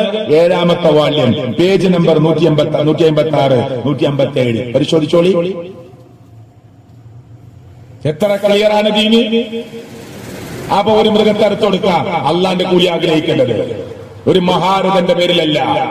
പടച്ചോൻ ആഗ്രഹിച്ച് അള്ളാന്റെ കൂലി കിട്ടണമെന്ന് ആഗ്രഹിച്ച് നിങ്ങൾക്ക് സാധുക്കൾക്ക് ഭക്ഷണം കൊടുക്കാം, ചാരിറ്റി കൊടുക്കാം, മൃഗത്തറുത്ത് കൊടുക്കാം. പക്ഷേ ഖബറിലുള്ളവന്റെ പ്രീതിയോ ഏതെങ്കിലും മഹാരഥന്റെ പേരിലോ ഏതെങ്കിലും ഷെയ്ഖിന്റെ പേരിലോ ഏതെങ്കിലും ബീവിയുടെ പേരിലോ ഒന്നും അറുക്കാൻ പാടില്ല എന്ന് ഷാഫി മദ്ഹബാണ് പറയുന്നത്. ഇതൊക്കെ കിതാബിലുണ്ട്. എന്നാലും ആളുകൾ ഇത് മനസ്സിലാക്കാൻ ശ്രമിക്കാതെ പോകുന്നു. പലരും ഇത് മൂടിവെച്ച് കളയുന്നു. സത്യം ചെയ്യണം നമുക്ക്. ആരുടെ പേരില സത്യം? ഉമ്മയാണ് സത്യം എന്നല്ല പറയേണ്ടത്, വാപ്പയാണ് സത്യം എന്നല്ല പറയേണ്ടത്. കഅബയാണ് സത്യം എന്ന് പറഞ്ഞപ്പോ സമ്മതിച്ചോ? ഇല്ല. കഅബയാണ് സത്യം എന്ന് പറഞ്ഞപ്പോ സമ്മതിച്ചിട്ടില്ല. മുത്തുനബി പറഞ്ഞാരോ? റബ്ബുൽ കഅബയെ വിളിച്ച് സത്യം ചെയ്യും. ആരാ റബ്ബുൽ കഅബ? കഅബയുടെ രക്ഷിതാവാര? അല്ലാഹുവിനെ വിളിച്ച് സത്യം ചെയ്യേ. എന്നിട്ട് മുത്തുനബി പറയാ, മൻ ഹലഫ ബിഗൈരില്ലാഹ്, അല്ലാഹുവിനെ തൊട്ടല്ലാതെ ഒരാൾ സത്യം ചെയ്താൽ ഫഖദ് അശ്റക, അവൻ ശിർക്ക് ചെയ്തവനാണ്. ആരാ ഉദ്ധരിക്കുന്നത്? ഇമാം അബൂ ദാവൂദ്. സ്വഹീഹായ ഹദീസാണ്. മനസ്സിലായില്ലേ? പിന്നെ മൗലൂദ് കിതാബുകളില്, മാല കിതാബുകളില് 333 വക, 444 വക, 555 വക എന്ന് പറഞ്ഞിട്ട് കുറെ കിതാബുകള്, പുസ്തകങ്ങളുണ്ട്. അതിനൊക്കെ എതിർക്കാനുള്ള കാരണം എന്താ? മുത്തുനബിയെ മദ് ചെയ്തൂടെ? ഒരു പ്രശ്നമില്ല. നബി സല്ലല്ലാഹു അലൈഹി വസല്ലമയെ അല്ലാതെ പിന്നെ നമ്മൾ ആരെയാണ് മദ് ചെയ്യുക? അള്ളാന്റെ റസൂലിനെ അല്ലാതെ സല്ലല്ലാഹു അലൈഹി വസല്ലമയെ അല്ലാതെ പിന്നെ ആരെ നമ്മൾ പുകഴ്ത്തി പറയാ? അല്ല പറഞ്ഞതല്ലേ, വറഫഅനാ ലക ദിക്റക, താങ്കളുടെ നാമം ഉയർത്തിയിരിക്കുന്നു, താങ്കളുടെ നാമം. ഇപ്പൊ നമ്മൾ ഇവിടെ ബാങ്ക് കൊടുത്തില്ലേ കുറച്ചു നേരത്തെ? ഇപ്പൊ വേറെ സ്ഥലത്ത് ബാങ്ക് കൊടുക്കുന്നുണ്ട്. ഇനി കുറച്ചു കഴിഞ്ഞാൽ വേറെ പള്ളിയിൽ ബാങ്ക് കൊടുക്കും. ലോകത്തിൽ ബാങ്ക് നിന്നു പോകുന്ന സമയമില്ല എന്ന് പറഞ്ഞു. എല്ലാ ബാങ്കിലും അശ്ഹദു അന്ന മുഹമ്മദൻ റസൂലുള്ളാഹ് ഇങ്ങനെ ഉയർന്ന് കേൾക്കുകയാണ്. നമ്മുടെ നേതാവായ തങ്ങളായ മുത്തുനബിയുടെ ഈ പേര് ഇങ്ങനെ കേട്ടുകൊണ്ടിരിക്കുകയാണ്. നാമം ഉയരുകയാണ്. നബിയുടെ പേര് കേൾക്കുമ്പോൾ നമ്മളൊക്കെ ഇങ്ങനെ സ്വലാത്ത് ചൊല്ലുകയാണ്. മുത്തുനബി സല്ലല്ലാഹു അലൈഹി വസല്ലമയുടെ, പ്രിയപ്പെട്ടവരെ, മുത്തുനബി സല്ലല്ലാഹു അലൈഹി വസല്ലമയുടെ നാമം ഇങ്ങനെ ഉയരുകയാണ്. അപ്പൊ നബിയല്ലാതെ പിന്നെ ആരും മധുകയ്യ. പക്ഷെ നബി സല്ലല്ലാഹു അലൈഹി വസല്ലം ഇങ്ങനെ വരുമ്പോ എണീറ്റ് നിന്ന ആളുകളോട് നബി എന്താ പറഞ്ഞത്? നബി സല്ലല്ലാഹു അലൈഹി വസല്ലം ഇങ്ങനെ വരുന്ന കണ്ടപ്പോ എണീറ്റ് നിന്ന ആളുകളോട് നബി എന്താ പറഞ്ഞത്? അവിടെ ഇരുന്നോളി, നിങ്ങൾ എന്നെ പുകഴ്ത്തി ഈസാ നബിയെ ആളുകൾ പുകഴ്ത്തിയതുപോലെ പുകഴ്ത്തരുത് കേട്ടോ. കണ്ടോ, മദ്ഹ് പറയാ, ഉള്ളത് പറയാ. മുത്തുനബിയാണ് ലോകത്തിലെ ഏറ്റവും വലിയ നേതാവ്. എന്നെ തർക്കല്ലേ? റഹ്മത്തുൽ ലിൽ ആലമീൻ എന്നെ തർക്കല്ലത്? എനിക്ക് എന്റെ വാപ്പയേക്കാൾ, ഉമ്മയേക്കാൾ, ജേട്ടനേക്കാൾ, മക്കളേക്കാൾ, അനിയനേക്കാൾ, സ്വത്തിനേക്കാൾ, ആസ്തിയേക്കാൾ, വീടിനേക്കാൾ, പറമ്പിനേക്കാൾ എനിക്ക് ഏറ്റവും ഇഷ്ടം എന്റെ നബിയാണ് സല്ലല്ലാഹു അലൈഹി വസല്ലം. ഒരു തർക്കമില്ല. എന്റെ ഉമ്മ ഒരു കാര്യം പറഞ്ഞു, നബി ഒരു കാര്യം പറഞ്ഞു. നബി പറഞ്ഞതാ എനിക്കിഷ്ടം, അതിന്റെ അപ്പുറം ഞാൻ എടുക്കൂല. എന്റെ ഉമ്മാന്റെ വാക്ക് ഞാൻ മാറ്റിവെച്ചിട്ട് മുത്തുനബിയുടെ വാക്കെടുക്കണം. സഅദ് റളിയല്ലാഹുവിന്റെ ഉമ്മ പറഞ്ഞു, സഅദേ, നീ മുസ്ലിമായാൽ ഈ ഉമ്മ വെയിലത്തിറങ്ങിക്കും. ഇനി ഞാൻ എണ്ണ തേക്കൂല, ഇനി കുളിക്കൂല, ഭക്ഷണം കഴിക്കൂല, ഇനി ഞാൻ ഈ വെയിലത്തിന് കയറൂല. ഈ വെയിൽ കൊണ്ട് എന്റെ തല പൊട്ടി ഉരുകി ഒലിച്ച് ഞാൻ മരിക്കും. നീ മാറണം. സഅദ് റളിയല്ലാഹു നബിയുടെ അടുക്കലേക്ക് ഓടി. എന്റെ ഉമ്മ ഇങ്ങനെ ചെയ്യാ, എന്റെ ഉമ്മാനെയാണ് എനിക്ക് വലിയ ഇഷ്ടമാണ് നബിയെ, എന്തു ചെയ്യും? നബി സല്ലല്ലാഹു അലൈഹി വസല്ലം ഉമ്മാനോട് പോയിട്ട് കാര്യം പറഞ്ഞു കൊടുക്ക്, ദീന് പറഞ്ഞു കൊടുക്ക്. പറഞ്ഞു കൊടുത്തു നോക്കി, കേൾക്കുന്നില്ല. അവസാനം സഅദ് റളിയല്ലാഹു എന്താ പറഞ്ഞെന്നറിയോ? ഉമ്മ, നിങ്ങൾ എന്റെ ഒരൊറ്റ ഉമ്മയാണ്, ഒരു ഉമ്മയെ നിൽക്കുള്ളൂ. പക്ഷെ നിങ്ങളെ പോലെ 100 ഉമ്മമാരെനിക്കുണ്ടെന്ന് വിചാരിച്ചോളി. ആ 100 ഉമ്മമാരും മരുഭൂമിക്കിറങ്ങി വെയിൽ കൊള്ളാൻ തീരുമാനിച്ചു, ഞാൻ മുസ്ലിമായതിന്റെ പേരിൽ. എന്നിട്ട് എന്നോട് പറഞ്ഞു, നീ മാറിയാൽ ഞങ്ങൾ കയറാം എന്ന് പറഞ്ഞാൽ നിങ്ങളുടെ ശരീരം ഫഹറബത്ത് ബസ്തൻ ബസ്താ, കഷ്ണങ്ങളായി ഉരുകി ഒലിച്ച് നിങ്ങളുടെ മാംസം വീടുന്നത് കാണേണ്ടി വന്നാലും മാ തറക്തു ദീനി ഹാദാ, എനിക്കെന്റെ ദീൻ ഉപേക്ഷിക്കാൻ കഴിയില്ല. ആരാ പറഞ്ഞേ? സഅദ് റളിയല്ലാഹു അൻഹു പറഞ്ഞില്ലേ? അതാ ദീന്. ഒരു മുസ്ലിമിനെ സംബന്ധിച്ചിടത്തോളം നമ്മുടെ ഏറ്റവും വലിയ നേതാവ് മുഹമ്മദ് മുസ്തഫ സല്ലല്ലാഹു അലൈഹി വസല്ലമയാണ്. തർക്കമില്ല. പക്ഷേ ഇല്ലാത്ത മദ്ഹ് പറയരുത്. നാളത്തെ കാര്യം അറിയുന്നവനാണ് ഞങ്ങളുടെ കൂട്ടത്തിൽ ഉണ്ട് എന്ന് പറഞ്ഞ് പാടിയപ്പോ മുത്തുനബി എതിർത്തു. പാടരുത് എന്ന് എനിക്കറിയില്ല. അള്ളാഹ് അറിയിച്ചു കൊടുത്താലല്ലാതെ നബിക്കറിയില്ല സല്ലല്ലാഹു അലൈഹി വസല്ലം. അതിന് എത്രയോ ഉദാഹരണങ്ങളുണ്ട്, ഞാൻ അങ്ങോട്ട് കിടക്കുന്നില്ല. നേരത്തെ ഇറച്ചിയുടെ കാര്യം പറഞ്ഞു, അതെന്നെ മതി ചിന്തിക്കുന്നവർക്ക്. സ്വന്തം മുമ്പിലെ പ്ലേറ്റിലെ ഇറച്ചി. ഇനി ഖബറോ ശ്രദ്ധിക്കണം. സിയാറത്ത് ഞാൻ പറഞ്ഞു ഉണ്ട്, സിയാറത്ത് ചെയ്യണം. എന്തിന്? നമുക്ക് മരണബോധം ഉണ്ടാവാൻ, നമുക്ക് പരലോകബോധം കിട്ടാൻ.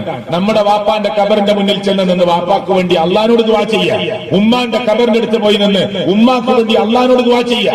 സിയാറത്ത് ചെയ്യണം എന്നാണ് ദീന് പറയുന്നത്. പക്ഷെ സിയാറത്ത് ടൂറ്, മലപ്പുറം ജില്ലയിൽ കൊണ്ടോട്ടി നേർച്ച, തിരൂരിലെ യാഹൂദങ്ങളുടെ നേർച്ച, പട്ടാമ്പി നേർച്ച പാലക്കാട് ജില്ലയിലെ, ചേറ്റൂർ നേർച്ച തൃശൂരിലെ, തിരുവനന്തപുരത്ത് ഭീമാമാച്ചയുടെ നേർച്ച, കോഴിക്കോട് ജില്ലയിൽ കുഞ്ഞിപ്പള്ളി നേർച്ച, അരട്ടക്കപ്പള്ളി നേർച്ച കണ്ണൂർ ജില്ലയിലെ ഒക്കെ ഉണ്ട്. എല്ലാ ജില്ലയിലും ഇങ്ങനെ കുറെ ഉറൂസുകൾ നേർച്ചകളുണ്ട്. അവിടെയൊക്കെ എന്താ? കോഴിക്കോട് അപ്പവാരിമ നേർച്ച. എന്താണ് ആളുകളോട് പറയണത്? ഈ ഷെയ്ഖിന്റെ ആണ്ടാണ്, എല്ലാവരും വരണം. എന്നിട്ട് വന്നിട്ട് എന്താ ഉണ്ടാവുക? മരണത്തെ കുറിച്ചുള്ള ചിന്തയാണോ? നബി സല്ലല്ലാഹു അലൈഹി വസല്ലം ഖബർ സിയാറത്ത് ചെയ്യാൻ പറഞ്ഞ എന്തിനാ?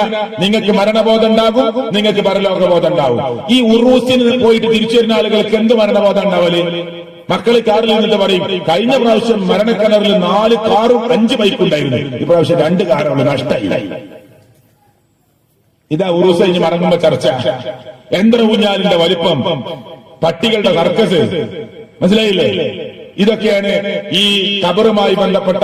ഖബറിന്റെ പറമ്പിലോ പള്ളിപ്പറമ്പിലോ അല്ലെങ്കിലും ഉറൂസ് നടക്കുമ്പോൾ അതിന്റെ പുറത്തുണ്ടാവുന്ന ആഘോഷം ഇതാണ്. ഇവിടെ പോയി തിരിച്ചു വരുമ്പോ മുസ്ലിമിന് മരണബോധമാണോ ഉണ്ടാവുക? ഉള്ള ബോധം പോവുകയാണ് ചെയ്യുക.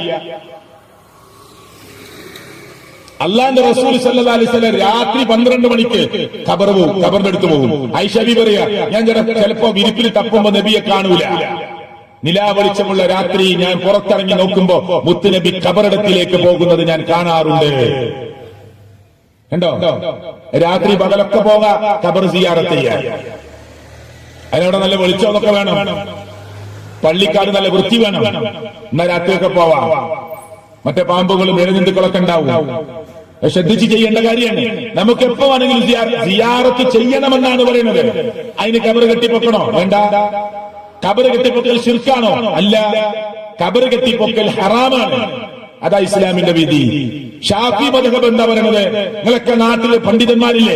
ഈ ശബ്ദം കേട്ടവർ ഒന്ന് ചോദിച്ചു നോക്കി നിങ്ങളെ പണ്ഡിതന്മാരോട്. ഇങ്ങനെ ഷിഹാബ് അടക്കന്റെ സംസാരം കേട്ടോ, ഇങ്ങനെ വിസ്ഡം ഇസ്ലാമിക് ഓർഗനൈസേഷന്റെ ഒരു പുതിയ യൂണിറ്റ് ഇവിടെ വന്ന് അതിന്റെ യൂത്തിന്റെ പ്രവർത്തകന്മാരും അതുപോലെ തന്നെ ഓർഗനൈസേഷന്റെ പ്രവർത്തകന്മാരൊക്കെ ഇങ്ങനെ ഒരു തസ്ബീഹ് ആദർശ സമ്മേളനം സംഘടിപ്പിച്ചപ്പോ അവരുടെ പ്രസംഗത്തിൽ കേട്ടതാണ് എന്ന് പറഞ്ഞു ചോദിച്ചു നോക്ക്. ഞാൻ ഈ വായിക്കുന്ന ഈ ഇബാറത്തൊന്ന് നിങ്ങളെ മനസ്സിൽ വെച്ച് അതിന്റെ ആശയം ഒന്ന് ചോദിച്ചോളൂ. ഷാഫി മദ്ഹബിൽ നിന്ന് ഞാൻ വായിക്കാൻ കേട്ടോ. وتجب المبادرة لهدمها وهدم الكباب التي على القبور إذ هي أضر المسجد الضرار.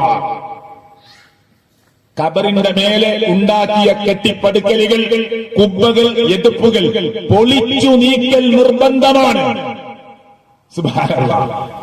ഷാഫി മദ്ഹബിലെ ഗ്രന്ഥത്തിൽ പറഞ്ഞു കൊടുക്കണേ, പള്ളിയുടെ അലമാരയിൽ സൂക്ഷിച്ച കിതാബിൽ പറയണേ, ഖബറിന്റെ മേലെ കെട്ടിപ്പടുത്തത് പൊളിച്ചു നീക്കൽ സുന്നത്താണെന്നല്ല, നിർബന്ധാണ്. ബാക്കി കൂടി കേട്ടോളൂ.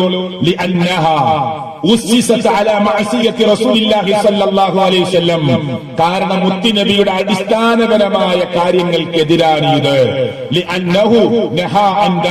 മുത്തുനബി അത് ചെയ്യരുത് എന്നാണ് പറഞ്ഞിട്ടുള്ളത്. ഞാൻ പറയുന്നല്ല, ഷാഫി മദ്ഹബിലെ ഗ്രന്ഥം പറയാ. മുത്തുനബി കൽപ്പിച്ചിട്ടുണ്ട് പൊന്തിച്ച ഖബറുകൾ, കെട്ടിപ്പടുത്ത ഖബറുകൾ പൊളിച്ച് സാധാരണ ഖബറാക്കണമെന്ന്. നമ്മുടെ പള്ളിയിൽ സൂക്ഷിച്ച സവാജർ എന്ന ഗ്രന്ഥത്തിൽ പറയുന്ന ഇബാറത്ത ഇത്. അല്ല ഷ്യാബടക്കര ഇഷ്ടത്തിനോ വിസ്ഡം ഇസ്ലാമിക് ഓർഗനൈസേഷൻ അവരുടെ ഇഷ്ടത്തിനോ പറയുന്നതല്ല, ഷാഫി മദ്ഹബിൽ പറയാം. ഈ ബാക്കി കേട്ടോളൂ, കുറച്ചൊന്നുമല്ല. ഖബറുകളുടെ മേലെ വിളക്കുകളോ ബഹുശാഖ വിളക്കുകളോ അലങ്കാര വിളക്കുകളോ വെച്ചിട്ടുണ്ടെങ്കിൽ അത് നീക്കം ചെയ്യൽ നിർബന്ധമാണ്. അല്ല ഖബറിന്റെ മേലെ വെച്ചത്. ഖബറിന്റെ മേലെ വിളക്കും ബഹുശാഖ വിളക്കുകളും വെക്കാൻ നേർച്ചയാക്കലും വഖഫ് ചെയ്യലും ശരിയല്ലാത്തതാണ്. ആരാ പറയണത്? ഷാഫി മദ്ഹബിലെ ഗ്രന്ഥാ പറയുന്നത്. ഏത് ഗ്രന്ഥത്തിലാ പറഞ്ഞത്? അസ്സവാജിർ എന്ന ഗ്രന്ഥത്തിലാണ്. നിഷേധിക്കാൻ ആർക്കും പറ്റൂല, ഇതൊക്കെ കിതാബിലുള്ളതാണ്. അപ്പൊ ഖബറിന്റെ മേലെ കെട്ടിപ്പടുക്കരുത് എന്നാണ് കിതാബ് പറയുന്നത്. ഒരൊറ്റ ഹദീസിലും ഖബർ കെട്ടിപ്പടുക്കാനുള്ള തെളിവില്ല. ഖബർ സിയാറത്ത് ചെയ്യാനാ പറഞ്ഞത്, ഖബറാളിക്ക് സലാം പറയാനാ പറഞ്ഞത്. ഖബർ സിയാറത്തിലൂടെ മരണബോധവും പരലോകബോധവും കിട്ടാൻ വേണ്ടിയാണ് നിങ്ങൾ പോവേണ്ടത് എന്നാണ് പറഞ്ഞത്. അതല്ലാതെ ഖബറിന്റെ മേലെ. ഇനി നോക്കൊരു ഹദീസ് കൂടി ശ്രദ്ധിച്ചോളൂ. പ്രവാചകൻ സല്ലല്ലാഹു അലൈഹി വസല്ലം അല്ലാഹുവിന്റെ പ്രവാചകൻ നിരോധിച്ചു ഖബറിന്റെ മേലെ നിങ്ങൾ കുമ്മായമോ സിമന്റോ ഉപയോഗിക്കരുത്, പൂശരുത്. മുജാഹിദുകൾ സലഫികൾ എന്നറിയപ്പെടുന്ന ഖബറ് സിമന്റ് കൊണ്ടോ പിന്നെ വൈറ്റ് വാഷ് ചെയ്തതോ കുമ്മായം പൂശിയതോ നിങ്ങൾക്ക് ലോകത്തെവിടെയും കാണാൻ പറ്റൂല. എന്താ ചെയ്യാത്തത്? റസൂൽ കരീം സല്ലല്ലാഹു അലൈഹി വസല്ലം ചെയ്യരുത് എന്ന് പറഞ്ഞതുകൊണ്ടാണ്. ഈ ഹദീസിൽ 4 കാര്യം 2 റിപ്പോർട്ടിൽ അള്ളാഹുവിന്റെ പ്രവാചകൻ സല്ലല്ലാഹു അലൈഹി വസല്ലം നിരോധിച്ചു. ഒന്ന്, ഖബർ നിങ്ങൾ കുമ്മായമടിക്കരുത്, സിമന്റ് പൂശരുത്. ഖബറിന്റെ മേലെ നിങ്ങൾ കെട്ടിപ്പടുക്കരുത്. ഖബറിന്റെ മേലെ നിങ്ങൾ കയറിയിരിക്കരുത്. ഖബറിന്റെ മേലെ നിങ്ങൾ എഴുതരുത്. ഒരു 756 എഴുതാൻ ഒരു സലഫിക്ക് പൈസ ഇല്ലാത്തോണ്ടാ? ആണോ? ഞങ്ങളെ വാപ്പ മരിക്കുമ്പോ ഒരു 756 എഴുതിയ ഒരു മാർബിളിന്റെ കഷ്ടം വെക്കാൻ ഒരു മുജാഹിദിന് ഒരു സലഫിക്ക് പൈസ ഇല്ലാത്തോണ്ടാണോ? അല്ല, ചെയ്യൂല. കാരണം എഴുതരുത് ആര് പറഞ്ഞതാ? മുഹമ്മദ് മുസ്തഫ സല്ലല്ലാഹു അലൈഹി. അതാ പ്രവാചകനോടുള്ള ഇഷ്ടം, സ്നേഹം. എന്റെ വാപ്പ മരിച്ചു, വാപ്പാന്റെ ഡേറ്റ്, മരിച്ച ഡേറ്റ്, വാപ്പാന്റെ പേര് നല്ല മാർബിളിന്റെ കഷ്ടം വാങ്ങി എന്റെ കയ്യിൽ ക്യാഷ് ഉണ്ട്, ഒരു പ്രശ്നമല്ല. ബാപ്പാന്റെ കബർ കെട്ടി മനോഹരമാക്കാൻ ഒരു പ്രശ്നമല്ല. പക്ഷേ ചെയ്യാൻ പാടില്ല. എന്താ കാരണം? മുഹമ്മദ് മുസ്തഫ സല്ലല്ലാഹു അലൈഹി വസല്ലം പറഞ്ഞതാണ്, നിങ്ങൾ കബറിന്റെ മേലെ കുമ്മായമോ സിമന്റോ പൂശരുത്, കബറിന്റെ മേലെ കെട്ടിപ്പളിക്കരുത്, കബറിന്റെ മേലെ കയറിയിരിക്കരുത്, കബറിന്റെ മേലെ എഴുതരുത്. ഇത് ഹഖാണ്, ഇത് ദീനിലുള്ളതാണ്.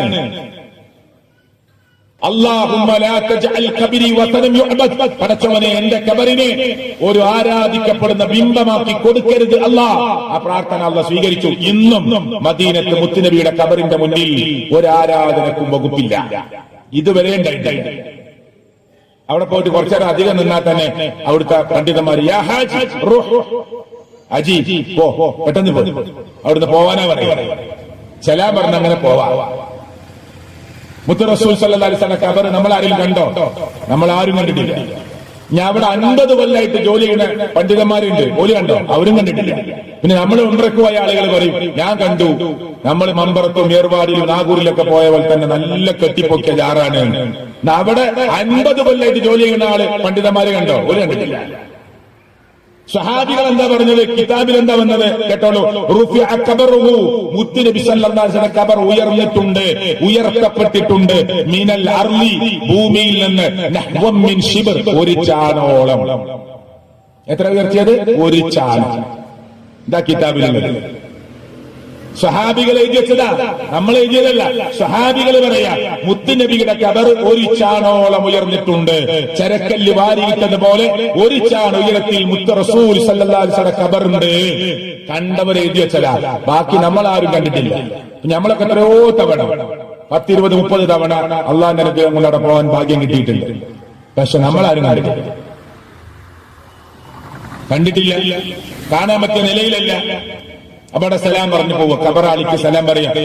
ഏറ്റവും വലിയ നേതാവായ മുഹമ്മദ് മുസ്തഫ സല്ലല്ലാഹു അലൈഹി വസല്ലം, തൊട്ടടുത്ത് അബൂബക്കർ സിദ്ദീഖ് റളിയല്ലാഹു അൻഹു, തൊട്ടിപ്പുറത്ത് ഉമർ ബിൻ ഖത്താബ് റളിയല്ലാഹു അൻഹു. അല്ലാഹു അവർക്ക് ഏറ്റവും മഹനീയമായ സ്ഥാനം കൊടുക്കും, നൽകുമാറാകട്ടെ.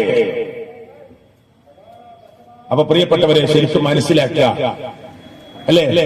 ഇനി സെലഫികളെ കുറിച്ചുള്ള തെറ്റായ ധാരണ എന്താ? ഒരു മരിച്ചാല് 3 ഇല്ല, 7 ഇല്ല, 21 ഇല്ല, 40 ഇല്ല, ആണ്ടില്ല. ഇതൊന്നും ദീനിലില്ലാത്തതുകൊണ്ടാണ്. ഉള്ളതിനാണ് തെളിവ് വേണ്ടത്. ഇപ്പൊ നമ്മള് നിസ്കരിക്കണം എങ്ങനെ? ഞാൻ പറഞ്ഞു, തെളിവുണ്ട്. സ്വലാത്ത് എങ്ങനെ ചൊല്ലണം? തെളിവുണ്ട്. മരിച്ചാല് കെട്ടിക്കൊടുക്കണം, തെളിവുണ്ട്. പിന്നെ കുളിപ്പിക്കണം, എങ്ങനെ കുളിപ്പിക്കണം? ഹദീസിലുണ്ട്. മയ്യത്ത് വേഗത്തിൽ നടക്കണം, തെളിവുണ്ട്. മയ്യത്ത് കൊണ്ടുപോകുമ്പോ മിണ്ടാതെ പോകണം, തെളിവുണ്ട്, പ്രമാണമുണ്ട്. മയ്യത്ത് കൊണ്ടുപോകുമ്പോ മിണ്ടാതെ പോകണം, പ്രമാണമുണ്ട്. ഉറക്കെ ദിക്റ് ചൊല്ലരുത്, ഉറക്കെ ഖുർആൻ ഓതരുത്, സംസാരിക്കരുത്. മനസ്സുകൊണ്ട് ദിക്റും പ്രാർത്ഥനയും ചൊല്ലി പോവണം, വേഗത്തിൽ നടക്കണം, ഹദീസിലുണ്ട്. ശാഫി മദ്ഹബിലുണ്ട്. മയ്യത്ത് കൊണ്ടുപോകുമ്പോ മിണ്ടാതെയാണ് പോകേണ്ടത് എന്ന് ഷാഫി മദ്ഹബിലുണ്ട്. ഞാൻ വെറുതെ പറയല്ല, നിങ്ങൾ കേട്ടോളൂ. ഷാഫി മദ്ഹബിൽ നിന്ന് ഞാൻ വായിച്ചു കേൾപ്പിക്കാം. വഅലം അന്ന സ്വവാബൽ മുഖ്താറ മാ കാന അലൈഹി സലഫ് റളിയല്ലാഹു അൻഹും അസ്സുകൂത് ഫീ ഹാലി സൈരി മഅൽ ജനാസ. മയ്യത്തിന്റെ കൂടെ പോകുമ്പോ മിണ്ടാതെയാണ് പോവേണ്ടത്. ഫലാ യർഫഅ സൗതൻ ബിഖിറാഅത്തിൻ, ഖുർആൻ ഓതിക്കൊണ്ട് ശബ്ദമുയർത്തരുത്. വലാ ദിക്രിൻ, ദിക്ർ ചൊല്ലിക്കൊണ്ട് ശബ്ദമുയർത്തരുത്. വലാ ഗൈരി ദാലിക്, ഖുർആനുമല്ല ദിക്റുമല്ല മറ്റെന്തെങ്കിലും സംസാരം കൊണ്ട് നിങ്ങൾ ശബ്ദമുയർത്തരുത്.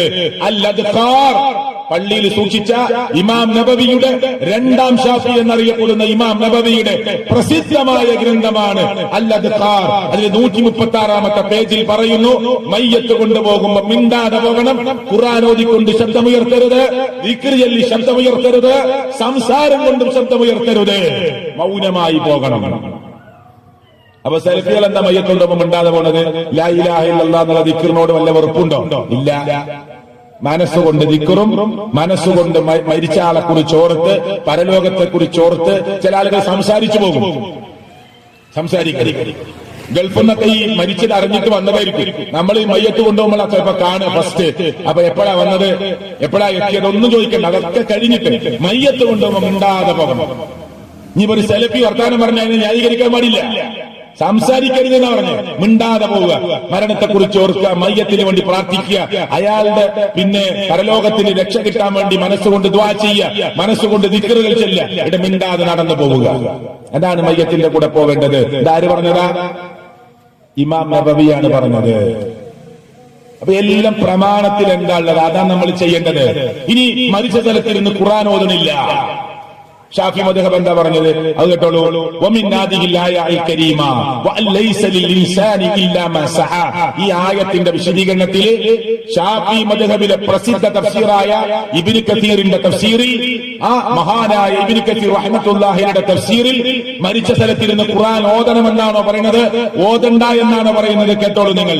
വമിൻ നാദിഹിൽ ആയത്തുൽ കരീമ, ഈ മഹത്തരമായ ആയത്തിൽ നിന്ന് ഇസ്തംബത ഷാഫിഈ റഹിമഹുല്ലാഹ്, ഇമാം ഷാഫി റഹ്മത്തുള്ളാഹി അലൈഹി വമനിത്തബഅഹു, ഇമാം ഷാഫിയെ പിന്തുടരുന്നവരും തെളിവെടുക്കുകയാണ്, അവലംബമെടുക്കുകയാണ്.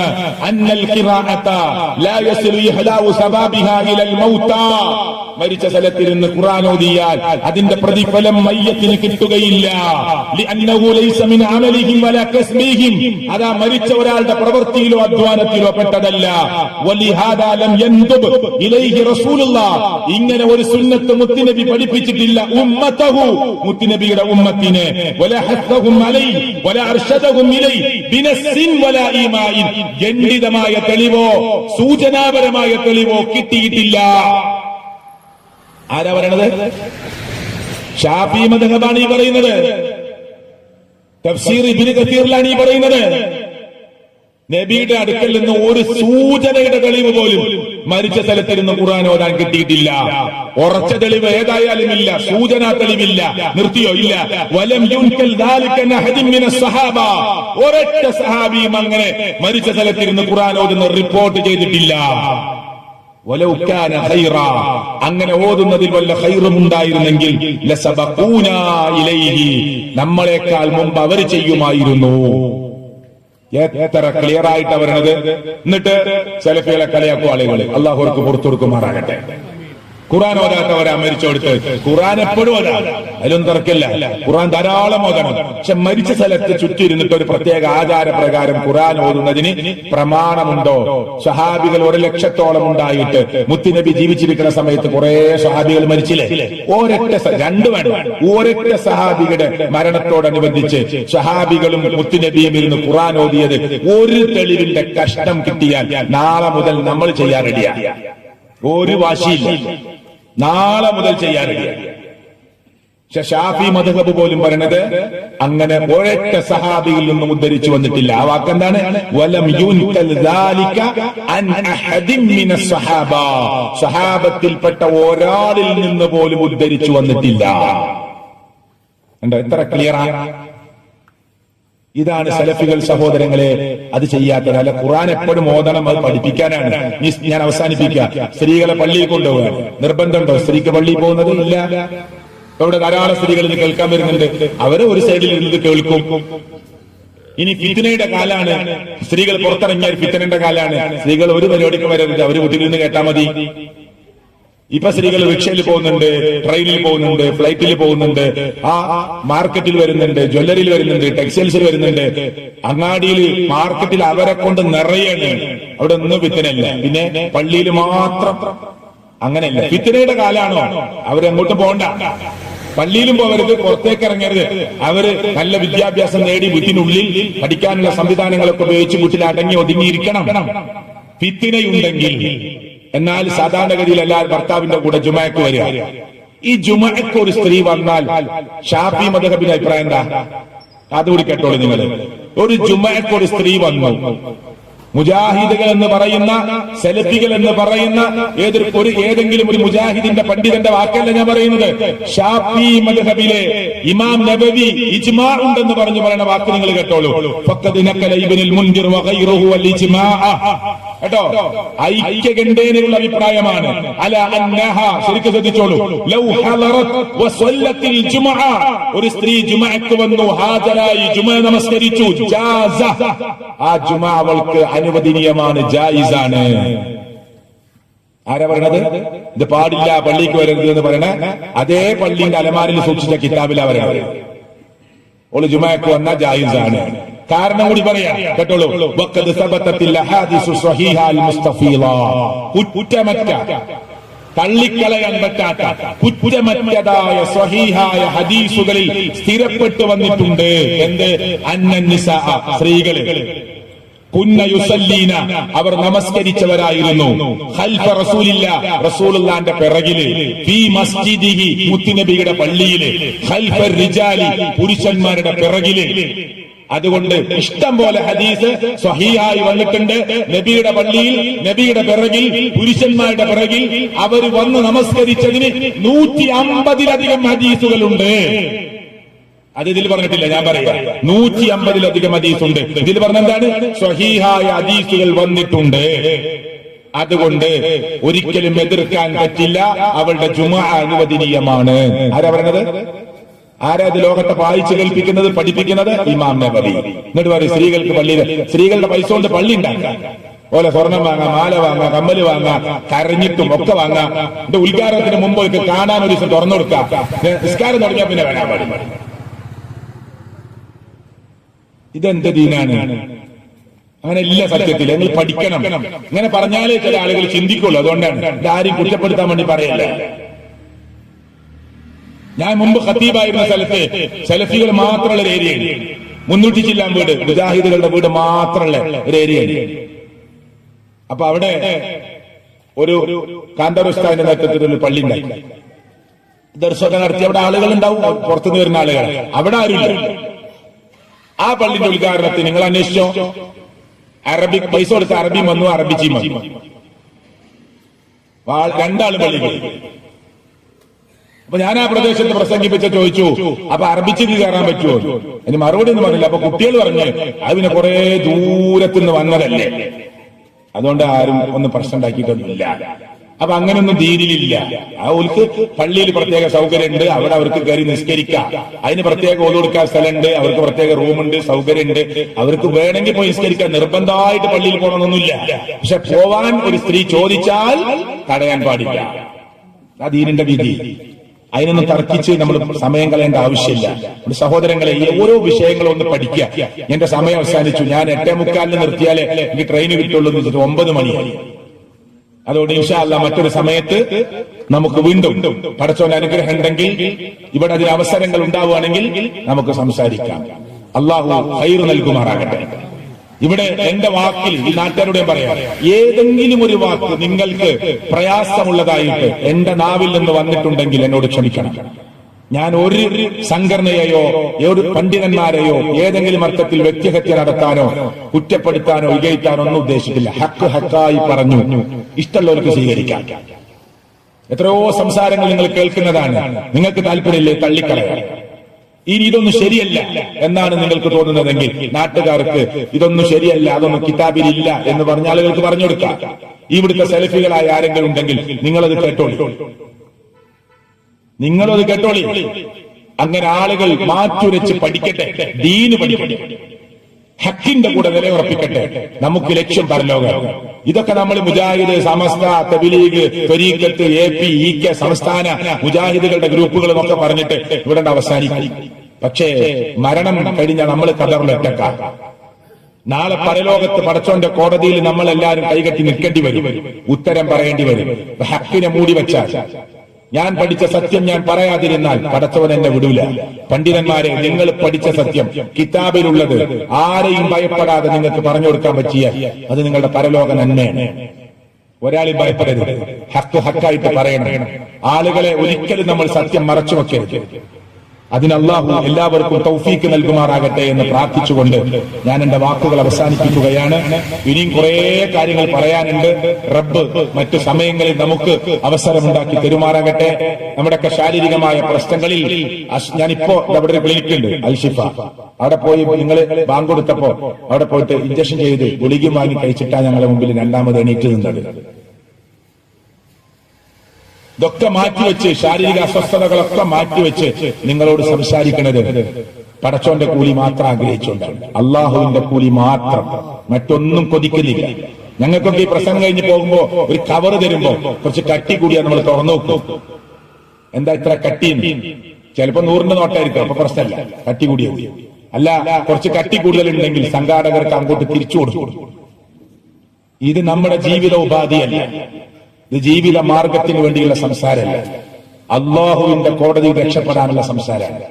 അള്ളാഹു കബൂലാക്കട്ടെ, അള്ളാഹു സ്വീകരിക്കുമാറാകട്ടെ.